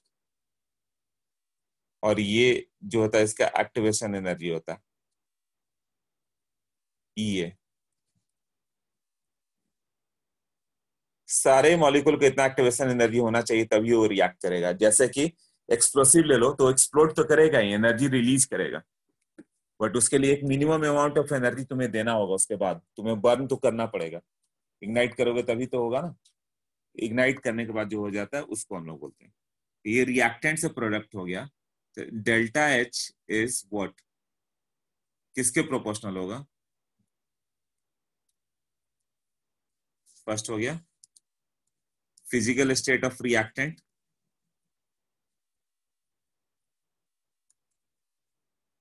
रिएक्टेंट को तुम सॉलिड ले रहे हो कि लिक्विड ले रहे हो कि गैस ले रहे हो, उसके अकॉर्डिंग चेंज होगा ना। जैसे ये तुमने लिया यहाँ पे सॉलिड है, लिक्विड लिया तो उसका एनर्जी और ज्यादा है, गैस लिया तो और ज्यादा एनर्जी है। ये एंडोथर्मिक प्रोसेस कैसा होगा, ये एक्सोथर्मिक का है, सॉरी एक्सोथर्मिक का। एक्सोथर्मिक प्रोसेस मतलब क्या हो गया, रिएक्टेंट की एनर्जी ज्यादा है, प्रोडक्ट की एनर्जी कम होगी, मतलब रेस्ट एनर्जी रिलीज हुआ ना। ये इतना एनर्जी रिलीज होता है, that is called delta H। Reactant की एनर्जी मान लो 20 जूल है, अब प्रोडक्ट की एनर्जी 5 जूल आ रही है। तो रिएक्टेंट 20 जूल पे था, प्रोडक्ट 5 जूल पे आ गया, इसका मतलब 15 जूल रिलीज हुआ, यही है ना। तो ये डेल्टा H हो गया 15 जूल। और एंडोथर्मिक रहता तो कैसे जाता वो, रिएक्टेंट से ज्यादा ऊपर प्रोडक्ट का होता है, रिएक्टेंट इधर तो ये प्रोडक्ट यहाँ पे होता है, ये किसका होगा, एंडोथर्मिक का, एंडोथर्मिक। यहाँ पे क्या होता है, प्रोग्रेस ऑफ रिएक्शन, पहले रिएक्शन रिएक्टेंट था, फिर ट्रांजिशन स्टेट में गया, फिर प्रोडक्ट में गया।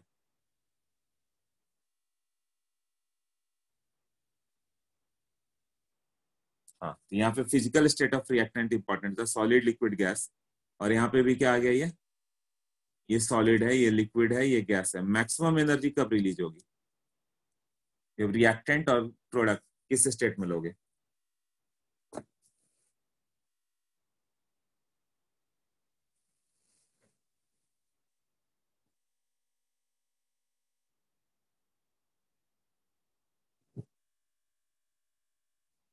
सब में होगा, सारे रिएक्शन में तुम्हें एक एक्टिवेशन एनर्जी चाहिए, अपने आप कुछ भी रिएक्ट नहीं करता, एक्सप्लोजन भी अपने आप नहीं होता, तुम्हें इग्नाइट करना पड़ता है तभी एक्सप्लोड होता है। वो बात अलग है कि बाद में अपने आप एक्सप्लोड करके एनर्जी देगा।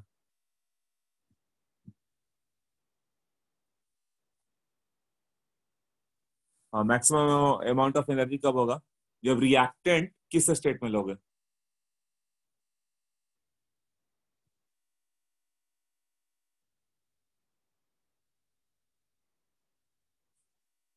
नहीं रिएक्टेंट को गैसियस लो, रिएक्टेंट को गैस और प्रोडक्ट को,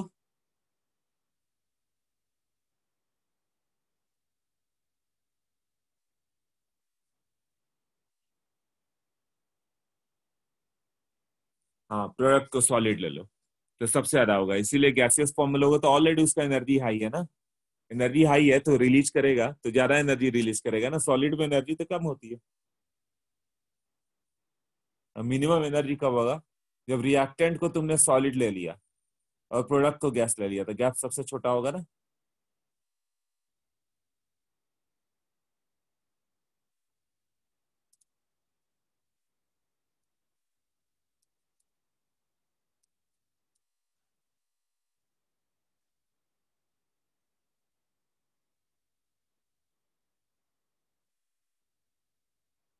ऐसे बोल सकते हैं कि रिएक्टेंट स्टेबल होगा तो लेवल नीचे आता गया, एनर्जी रिलीज कम करेगा ना वो।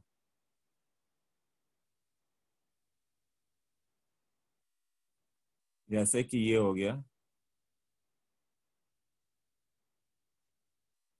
ये जितना स्टेबल होगा तो उसका लेवल नीचे आएगा, तो डेल्टा एच क्या होगा, कम होते जाएगा ना। ये रिएक्टेंट स्टेबल होकर नीचे आया, जितना अनस्टेबल हुआ रिएक्टेंट उतना एक्सप्लोसिव हो गया, उतना ज्यादा एनर्जी रिलीज करेगा। यही एक्सप्लोसिव कंसेप्ट है ना, एक्सप्लोसिव में एनर्जी ज्यादा होता है, तो हाइयर एनर्जी होगा तो क्या होगा, वो ज्यादा एनर्जी रिलीज करता है।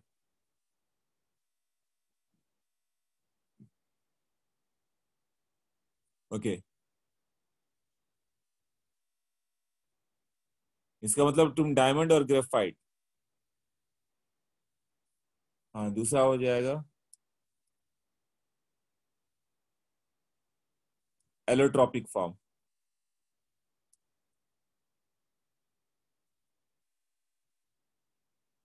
तो डायमंड एंड ग्रेफाइट में,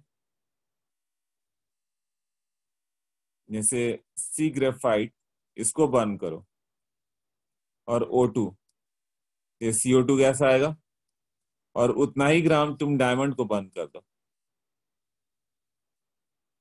तो भी CO2 गैस ही आएगा, सब तो CO2 गैस बन गया, बट किसमें ज्यादा एनर्जी रिलीज होगी,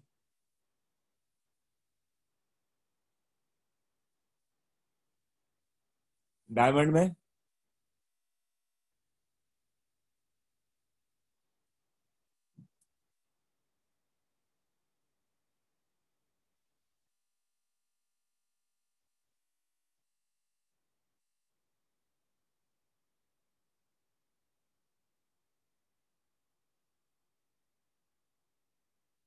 हाँ राइट,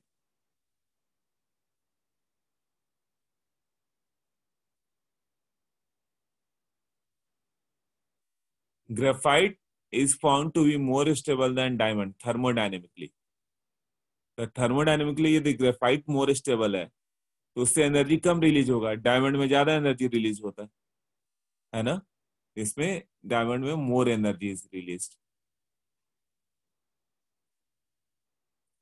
क्योंकि thermodynamically it is very strange कि graphite is more stable than diamond.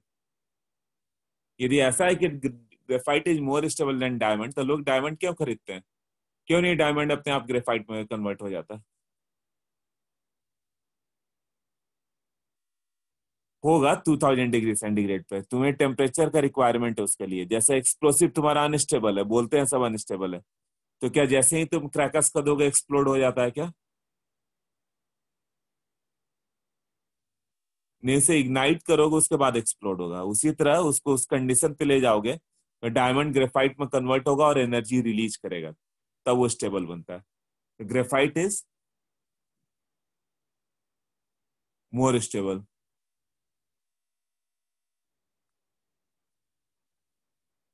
Graphite is more stable than diamond.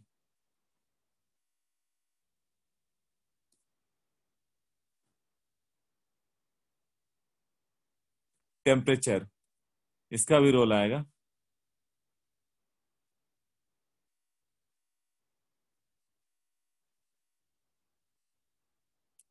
Temperature हटाओगे ना तो डेल्टा H1, मान लो डेल्टा H1 तुम्हारा T1 टेम्परेचर पे था,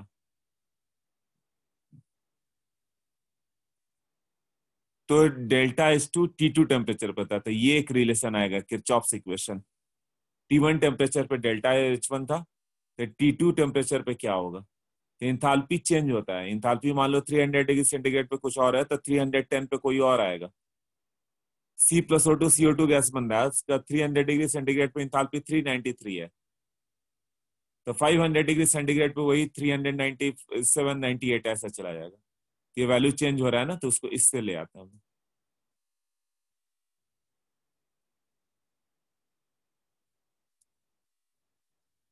okay,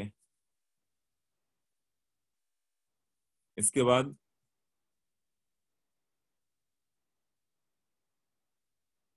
various type of enthalpy की बात करते हैं। तो पहला आ गया इंथाल्पी ऑफ फॉर्मेशन।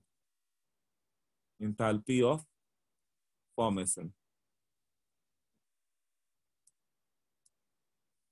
इसके नेम से ही क्लियर हो रहा है कि तुम्हें फॉर्म करना है। एक्चुअली क्या फॉर्म करना होगा, देखो।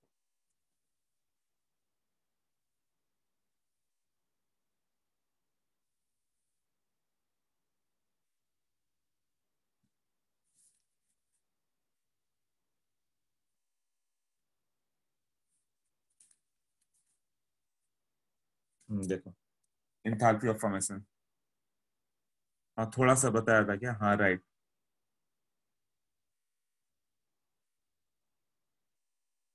स्टैंडर्ड इंथाल्पी ऑफ फॉर्मेशन मतलब इसको डेल्टा FH0 कहेंगे। थोड़ा सा किया था हम लोगों ने, राइट। बॉर्न हवा साइकिल के समय, हाँ बॉर्न हवा साइकिल के समय हुआ था ये। Standard enthalpy of formation,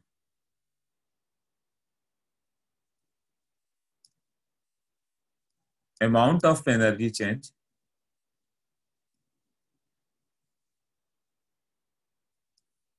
when 1 mole of a substance is formed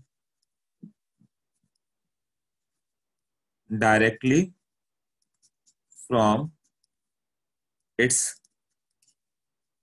constituent elements in their standard state.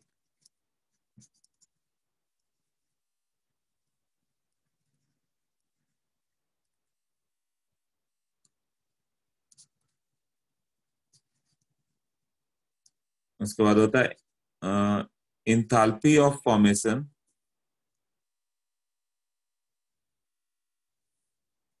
enthalpy of formation of elements are considered to be zero. Example, enthalpy of formation of H2 gas 0 होगा। Change in enthalpy of formation of H2 gas और कौन सा होगा? Example ऐसे लिखकर तो बड़ा जाएगा। एग्जाम्पल किसका 0 हो गया?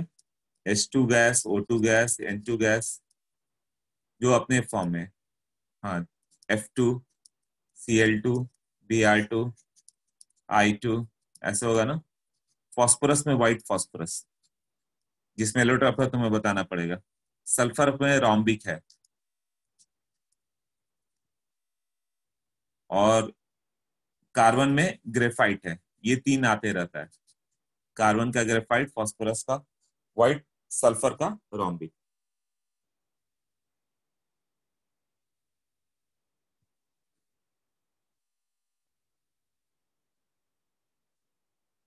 ये सबके लिए होगा जो भी रहेगा। सोडियम गैस, ये जो भी है वो सबका अपना Na सॉलिड, Mg सॉलिड सबका 0 है। एलिमेंटल स्टेज में सबका 0 है। जो भी एलिमेंट्स हैं अपने प्योर फॉर्म में उनका 0 रहेगा। और यदि मोर देन वन फॉर्म है तो जो मोर स्टेबल स्टेट होगा उससे तुम 0 लेते हो। बट फॉस्फोरस एक्सेप्शन है, फॉस्फोरस में व्हाइट फॉर्म रिएक्टिव होता है, फिर भी उसी को 0 लेते हैं, क्योंकि इससे किसी को भी फॉर्म कर सकते हैं। तो अमाउंट ऑफ एनर्जी, जैसे enthalpy of formation of benzene की बात करें, formation of benzene, C6H6 liquid होता है, तो तुम्हें C6H6 लिक्विड बनाना है, तो कौन सा इक्वेशन बताएगा?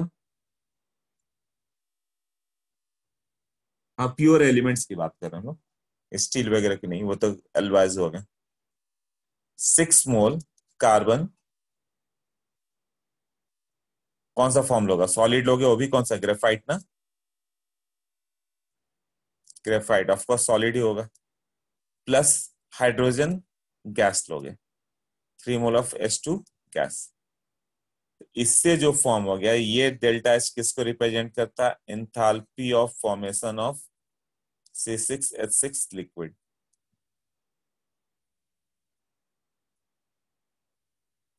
तो कोई और एग्जांपल ले लो। HBr के लिए क्या होगा? ये half H2 gas plus half Br2 क्या होता है? लिक्विड होता है ना। ओके, तो C6H12O6 का बताओ क्या होगा?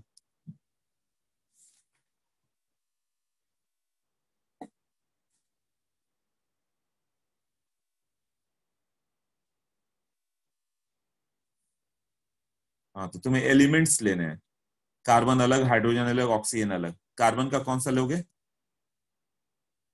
हाँ, 6C ग्रेफाइट ले लो।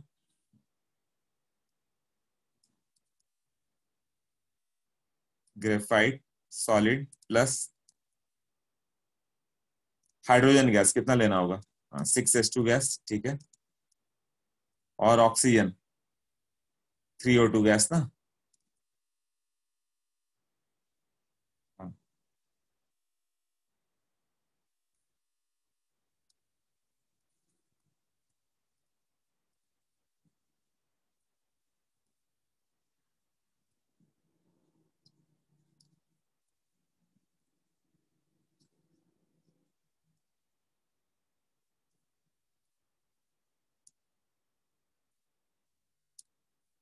हाँ, कौन सा एंथैल्पी ऑफ फॉर्मेशन को रिप्रेजेंट करेगा? H2 gas plus Cl2 gas gives out 2HCl gas. C diamond plus O2 gas gives out CO2 gas.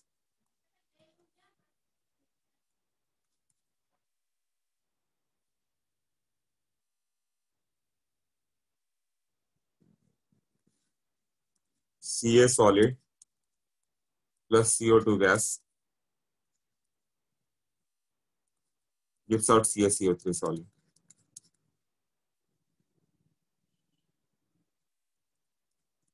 H2 gas plus half O2 gas gives out H2O liquid. कौन सा equation represent कर रहा है enthalpy of formation को? 1 and 4। Okay, सार्थक answer. और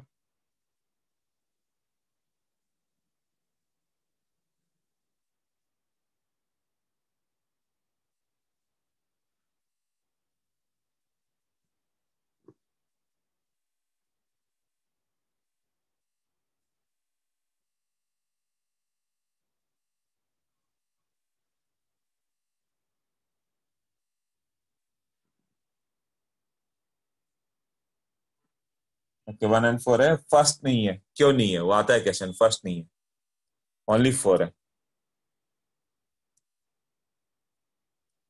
ये not element, यहाँ पे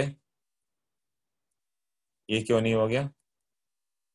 कार्बन ग्रेफाइट होना चाहिए, ये नहीं है, क्यों?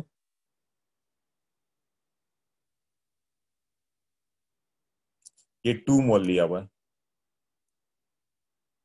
एक्चुअली जो डेल्टा एच रिप्रेजेंट करेगा, ये 2 into delta F of HCl को रिप्रेजेंट करता है। ये डबल एनर्जी को रिप्रेजेंट कर रहा है। हाँ, प्रोडक्ट का ओनली 1 होना चाहिए। ये क्वेश्चन आते रहता है ऐसा वाला।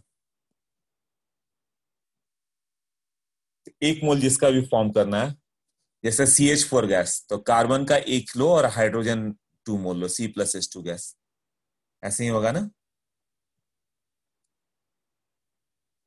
ओके, एक और इससे इक्वेशन आएगा। फॉर्मेशन के थ्रू तुम डेल्टा एच किसी का भी कैलकुलेट कर सकते हो। तो डेल्टा एच का एक इक्वेशन जो आता है वो आता है enthalpy of formation of product minus enthalpy of formation of reactant.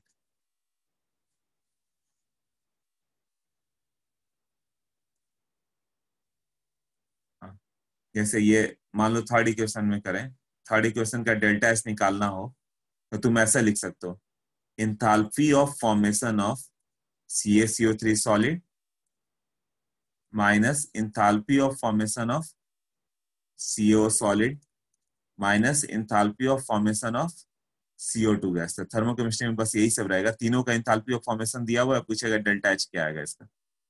ऐसे कर सकते हो।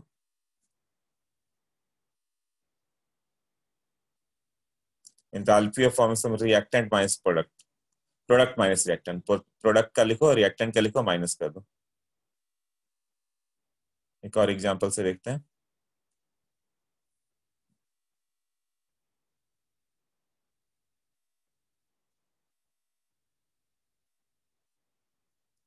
C3H8 gas plus O2 gas gives out 3CO2 gas plus 4H2O liquid। तो इसका enthalpy of formation will be enthalpy of formation of, not मतलब standard, CO2 gas कितना 3 मोल लेना होगा plus 4 into enthalpy of formation of H2O liquid, product हो गया,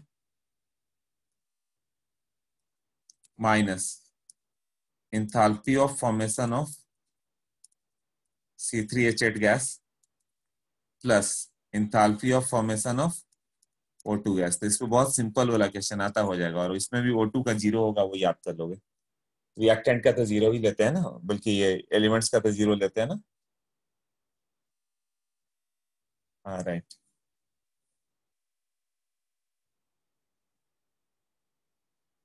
हाँ, one hour cycle यहाँ पर ही यूज हुआ था। वन हावर साइकिल एक बार फिर यहीं पे देखोगे, बट क्लियर हो जाएगा उससे। क्या तभी तो KVPI का लेक्चर अब बहुत फास्ट जाएगा, थोड़ा बहुत ही समझ में आ गया बहुत है वो। बाकी थोड़ा NCERT पढ़ोगे तो कुछ और समझ में आ जाएगा। रेस्ट ये टॉपिक तो तभी क्लियर होगा जब मैं पढ़ाऊंगा अलग से इसको। Enthalpy of combustion,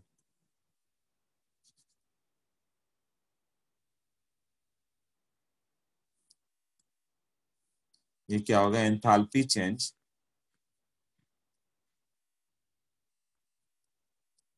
when 1 mole of the compound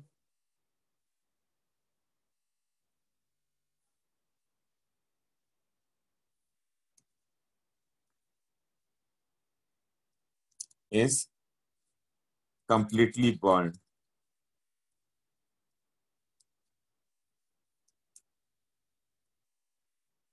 in excess of oxygen। किसी भी चीज को excess of oxygen लो, अब बंद करो, in excess of oxygen to give products।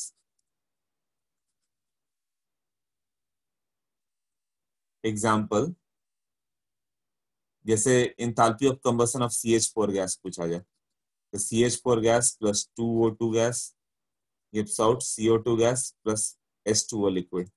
इसके एक ही मोल को बर्न करना है। एंथैल्पी हमेशा एक मोल, एंथैल्पी ऑफ फॉर्मेशन एक मोल को फॉर्म करना है, एंथैल्पी ऑफ कंबशन एक मोल को बर्न करना है। ऐसे ही होगा ना। तो ये जो होगा ये डेल्टा एच एक्चुअली किसको रिप्रेजेंट करता है? Enthalpy of combustion of what?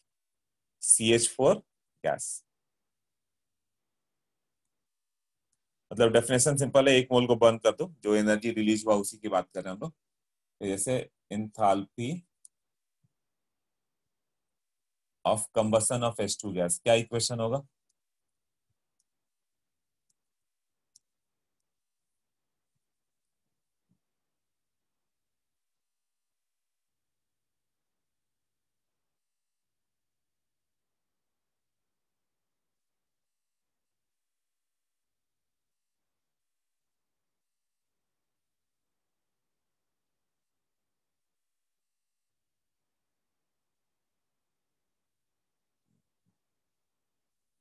H2 plus half O2 gas, right. H2 gas plus half O2 gas gives out H2O liquid. Heat करने पे H2O तो गैस बन जाता है, बट हम लोग जनरली टेम्परेचर 25 मान के चल रहे हो कि 25 डिग्री पे क्या है, थोड़ा क्या सा है, तो लिक्विड ही लेते हैं। तो ये एक्चुअली इसका डेल्टा एच ये रिप्रेजेंट करेगा enthalpy of combustion of H2 gas, but ये साथ में इक्वल होगा enthalpy of formation of H2O liquid. इसका फॉर्मेशन ऑफ H2O लिक्विड का भी तो वही इक्वेशन होगा ना, देखो तो।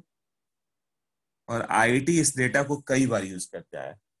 वो तुम्हें कहीं पे डेटा चाहिए enthalpy of formation of H2O liquid, वो तुम्हें देगा enthalpy of combustion of H2 gas. तो तुम्हें समझना पड़ेगा कि दोनों तो एक ही इक्वेशन है। H2O के एक मोल को बर्न करने के लिए भी यही इक्वेशन लिखना पड़ा। H2O के भी 1 लीटर मतलब एक मोल को फॉर्म करने के लिए H2 gas plus half O2 लेते हैं। ये वही इक्वेशन है जो 1 मोल को बर्न करने के लिए चाहिए, तो दोनों का डेटा सेम आता है। Similarly enthalpy of combustion of C graphite, ये किसके इक्वल होगा, ये थोड़ा बताओ।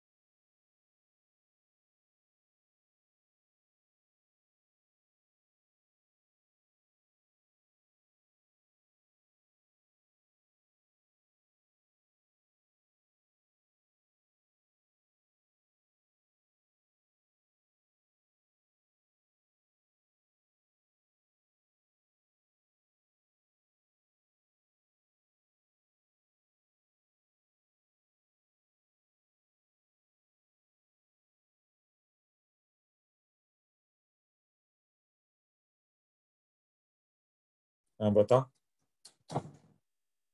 एंथैल्पी ऑफ कंबशन लिखा तुम लोगों ने? एक मिनट, क्या क्या आंसर किए देख लेता हूँ। हाँ, enthalpy formation of CO2, right. Yes Bhargava. 6 times नहीं, उतना ही होगा, दोनों एक ही इक्वेशन, वही समझना है। फॉर्मेशन ऑफ CO2 गैस, हाँ कई लोगों ने आंसर कर दिया था, ओके। हाँ, enthalpy of formation of CO2 gas और enthalpy of formation of carbon, वो दोनों सेम ही होता है। हाँ, तो ये सी ग्रेफाइट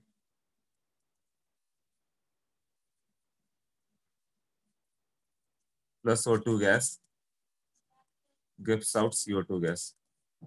डेल्टा एच क्या रिप्रेजेंट कर रहा है? Enthalpy of combustion of H2, sorry ये क्या हो गया, सी ग्रेफाइट।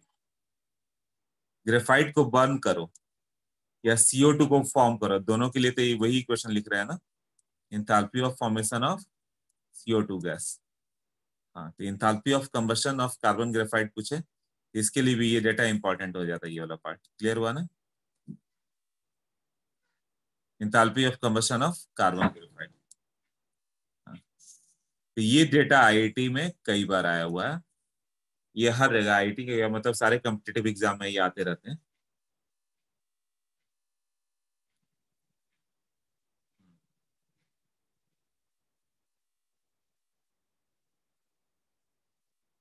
ओके, अब आ गया लास्ट पार्ट इसका। तो इसका इंथैल्पी ऑफ कंबशन सबका दिया रहेगा ना, तो डेल्टा एच का जो वैल्यू होगा वो होगा इंथैल्पी ऑफ कंबशन, एक minute, enthalpy of combustion of reactant, क्या लिखोगे, reactant minus enthalpy of combustion of, enthalpy of combustion of product. तो फॉर्मेशन के लिए क्या लेना था, प्रोडक्ट माइनस रिएक्टेंट, सबका ये डेटा होगा तो रिएक्टेंट माइनस प्रोडक्ट लिखोगे। हाँ बताओ, बोलो।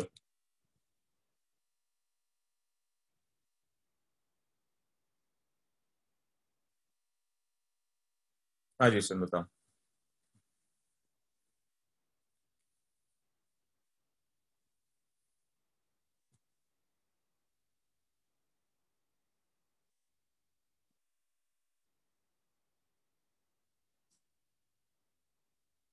अच्छा लगता है डाउट तुमने लिख के भेजा है फिर ना? हाँ, लिखा हुआ है कुछ कुछ डाउटर को, देखता हूँ। हाँ अब इतना तो लिख दिया है, अब इसमें डाउट्स क्या है तुम लोग के? Carbon graphite CO2 6 time enthalpy of formation of CO2, नहीं CO2 का एक ही मोल है, CO2 का इंथैल्पी ऑफ फॉर्मेशन लिखो तो क्या होगा, C solid plus O2 gas gives out CO2 gas ना।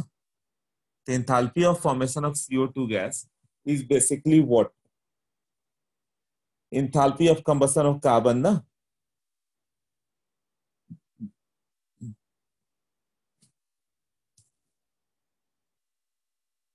6 टाइम कैसे होगा, रोटेशनल एनर्जी क्या है, किसी भी चीज को रोटेट करो तो उसमें एक एनर्जी है, उसको रोटेशनल एनर्जी बोलते हो। would the enthalpy of benzene be 6 time the, नहीं नहीं, बेंजीन का कंबशन चाहिए ना, रुको लिख के बताता हूँ।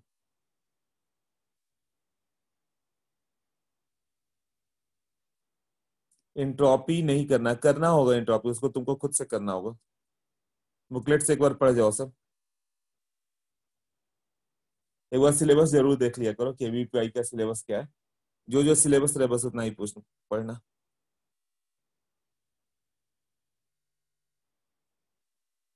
इंट्रोपी वाला पार्ट 6 टाइम तुम बेंजीन वाले से पूछ रहे हो ना, बेंजीन का नहीं, बेंजीन से थोड़ा सा अलग जाएगा, देखो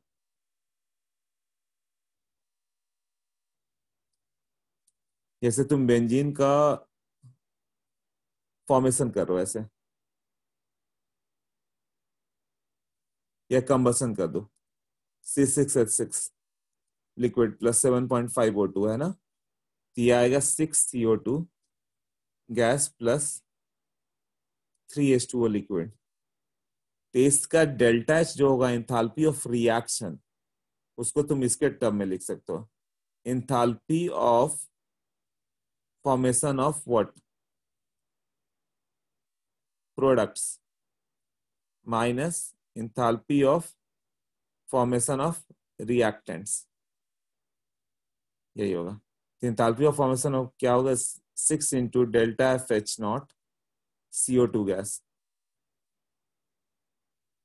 plus 3 into delta F S not H2O liquid, ये प्रोडक्ट हो गया, minus enthalpy of formation of benzene, मतलब enthalpy of formation of C6H6 liquid. O2 का 0 होता है, तो O2 का लिया नहीं।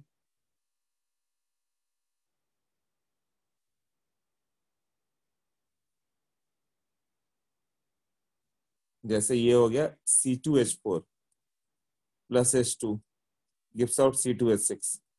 इसका डेल्टा एच कैसे कैलकुलेट करोगे? तो डेल्टा एच के लिए तुम्हें देखना होगा कंबसन डेटा है कि फॉर्मेशन डेटा। मान लो कंबसन डेटा दिया हुआ है ना, तो it will be simply combustion of reactant minus product. Reactant किसका लोगे? Combustion of C2H4 gas plus enthalpy of combustion of H2 gas, reactant तो हो गया, minus enthalpy of combustion of C2H6 gas. यही होगा ना? तो या तो डेल्टा एच को सबको देखना, कंबसन डेटा होगा तो कंबसन वाला फॉर्मूला लिखना, बट यदि फॉर्मेशन डेटा दिया हुआ है तो क्या करोगे? तो फॉर्मेशन डेटा लिखो, तो प्रोडक्ट माइनस रिएक्टेंट। कंबसन में रिएक्टेंट माइनस प्रोडक्ट था। ये डेल्टा एच है, डेल्टा एच का फॉर्मेशन जीरो लेते हैं, तो इसे जीरो कर दोगे यहाँ पे। हाँ, यहाँ लिखोगे और इसको जीरो कर दोगे, तो सिंपली इट इज एंथैल्पी। एक मिनट, मिक्स करा दिया तुमने। हम लोग कंबसन की बात कर रहे थे, तो लिखने में ही रॉन्ग हो रहा था। यहाँ पे सबका कंबसन डेटा लिख रहे हैं, तो कंबसन जीरो नहीं होगा ना। H2 को कंबसन करोगे तो एनर्जी तो आएगी ही आएगी। H2 गैस को फॉर्म करने में जीरो एनर्जी होती है, ये मान के चल रहे हम लोग। यदि मान लो ऐसे ही क्वेश्चन आएगा C2H4 plus H2 plus C2H6, कोई भी एक इक्वेशन दे देगा और सबका कंबसन डेटा दिया रहेगा। C2H4 को कंबसन करोगे तो इतना एनर्जी मिलता है, H2 के कंबसन से इतना, C2H6 से इतना, तो what will be the delta H of this reaction? तो उसका डेल्टा एच क्या होगा? सबका कंबसन देता है तो enthalpy of combustion minus enthalpy of combustion of reactant minus enthalpy of combustion of product. Clear? But वही चीज सबका फॉर्मेशन डेटा रहे, C2H6 और C2H4 का, तो क्या हो जाएगा? Enthalpy of formation of product minus enthalpy of formation of reactant, है ना? ये जीरो हो जाएगा, इससे भी आ जाएगा ना। तो किसी भी रिएक्शन को फाइंड करना है तो बस इससे कर लोगे।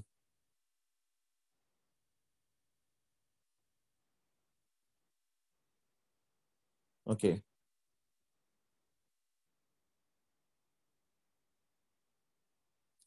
इसी पे डिफाइंड होता है कैलोरीफिक वैल्यू।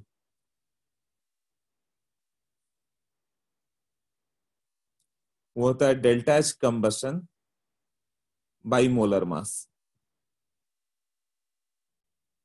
जैसे मीथेन का एंथैल्पी ऑफ कंबशन दिया हुआ, CH4 का मान लो दे दिया गया है, डिवाइडेड बाई एग्जांपल कार्बन का ले लेते हैं, C ग्रेफाइट। इसका डेटा मिलना तो चाहिए, रुको, डेल्टा किसका मेरे पास? हाँ, CH4 का है।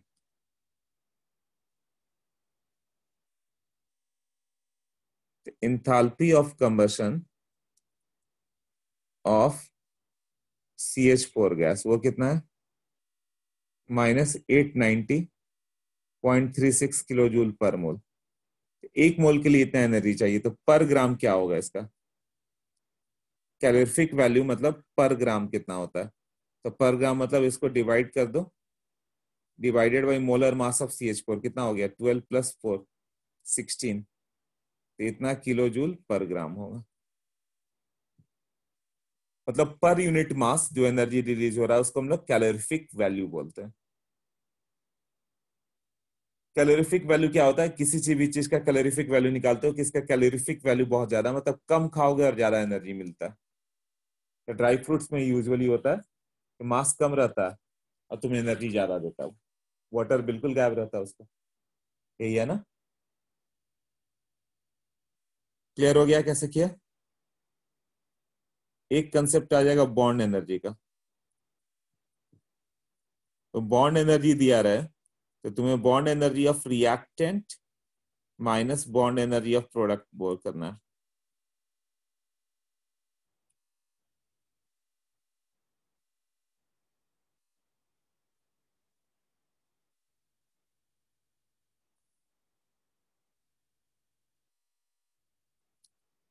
बॉन्ड एनर्जी रहे तो bond energy of reactant minus product बोलोगे।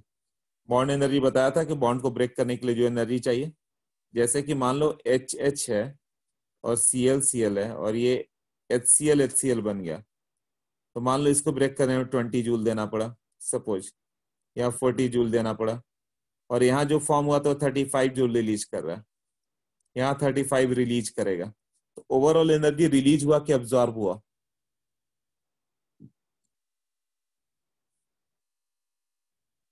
तो जब तुम इसको करोगे तो 2H रेडिकल आ गया तो 20 जूल देना पड़ गया, या 2Cl रेडिकल बन गया 40 जूल देना पड़ा। एक H और एक Cl जब बॉन्ड बनाया था 35 रिलीज किया, नहीं 10 जूल 70 जूल रिलीज हुआ ना, एक H रेडिकल एक Cl रेडिकल से कंबाइन किया था 35 रिलीज किया, तो ऐसा दो है, मतलब 70 जूल रिलीज हुआ। हाँ, तो डेल्टा एस निगेटिव आएगा, तो निगेटिव कब आएगा? जब bond energy of reactant minus product करोगे तब ना, bond energy of reactant minus product, तभी हुआ ना। तो बॉन्ड एनर्जी बेसिकली तुम्हें, ये बॉन्ड एनर्जी मैंने क्यों लिख दिया था, रुक जाओ, ये डेल्टा एच की मैं बात कर रहा था, कंफ्यूजन हो गया फिर यहाँ पे। डेल्टा एच का तीसरा फॉर्मूला, तो डेल्टा एच मतलब डेल्टा एच एटोमाइजेशन, सबको एटम के फॉर्म में ले आओ, reactant minus delta H atomisation of product, सारे प्रोडक्ट को भी तुम इसके फॉर्म में ले आओ, दोनों को माइनस कर दो तो डेल्टा एच आ जाएगा। जैसे H को ब्रेक किया HH रेडिकल, Cl को ब्रेक किया Cl रेडिकल, HCl को ब्रेक किया, ऐसे हुआ ना। अब कोई मान लो कि इस तरह से आ जाए, Na सॉलिड है, Cl2 गैस है,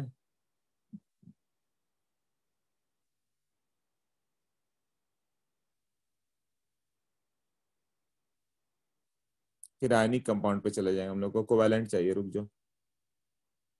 हाँ, H2 लिक्विड है, H2 गैस है, O2 गैस है, H2O लिक्विड दिया हुआ, तो इसका डेल्टा एच क्या होगा? तो delta H will be, hydrogen को ब्रेक करो, it will be bond energy of HH bond plus ये हाफ O2 लिया होगा, half into bond energy of O double bond O करोगे, यही होगा, तो रिएक्टेंट तो ब्रेक हो गया, हाइड्रोजन H एटम में आ गया, O2 H एटम में आ गया, और माइनस इसको क्या करना है, इसको भी एटोमाइज करना है। एटोमाइज मतलब लिक्विड को पहले गैस तो बना है, तो लिक्विड से गैस बनाने के लिए डेल्टा एच वेपोराइजेशन देना होगा ऑफ H2O लिक्विड। अब ये गैस बना, प्लस अब गैस को ब्रेक करो, तो जो H2O होगा उसके कितने बॉन्ड को ब्रेक करोगे एटोमाइज करने के लिए? ये ब्रेक करना होगा ना, तो +2 इंटू OH बॉन्ड एनर्जी, तो वो सारा एटम आ गया। मतलब H2O लिक्विड जो था, यदि सॉलिड रहता तो हम लोग को गैस ले जाना पड़ता, तो सब्लिमेशन आता। H2O लिक्विड से पहले H2O गैस बनाया, यहाँ डेल्टा एच वेपोराइजेशन लग गया, फिर उसको ब्रेक किया, तब एक एक एटम अलग हो गया। तो इसमें क्या आएगा, delta H vaporisation of H2O liquid +2 into bond energy.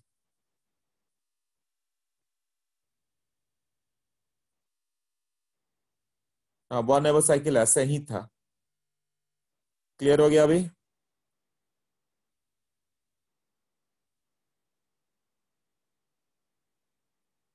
हाँ, तो अब मेन पार्ट इधर आएगा, जब हम लोग थर्मोडायनेमिक्स में करेंगे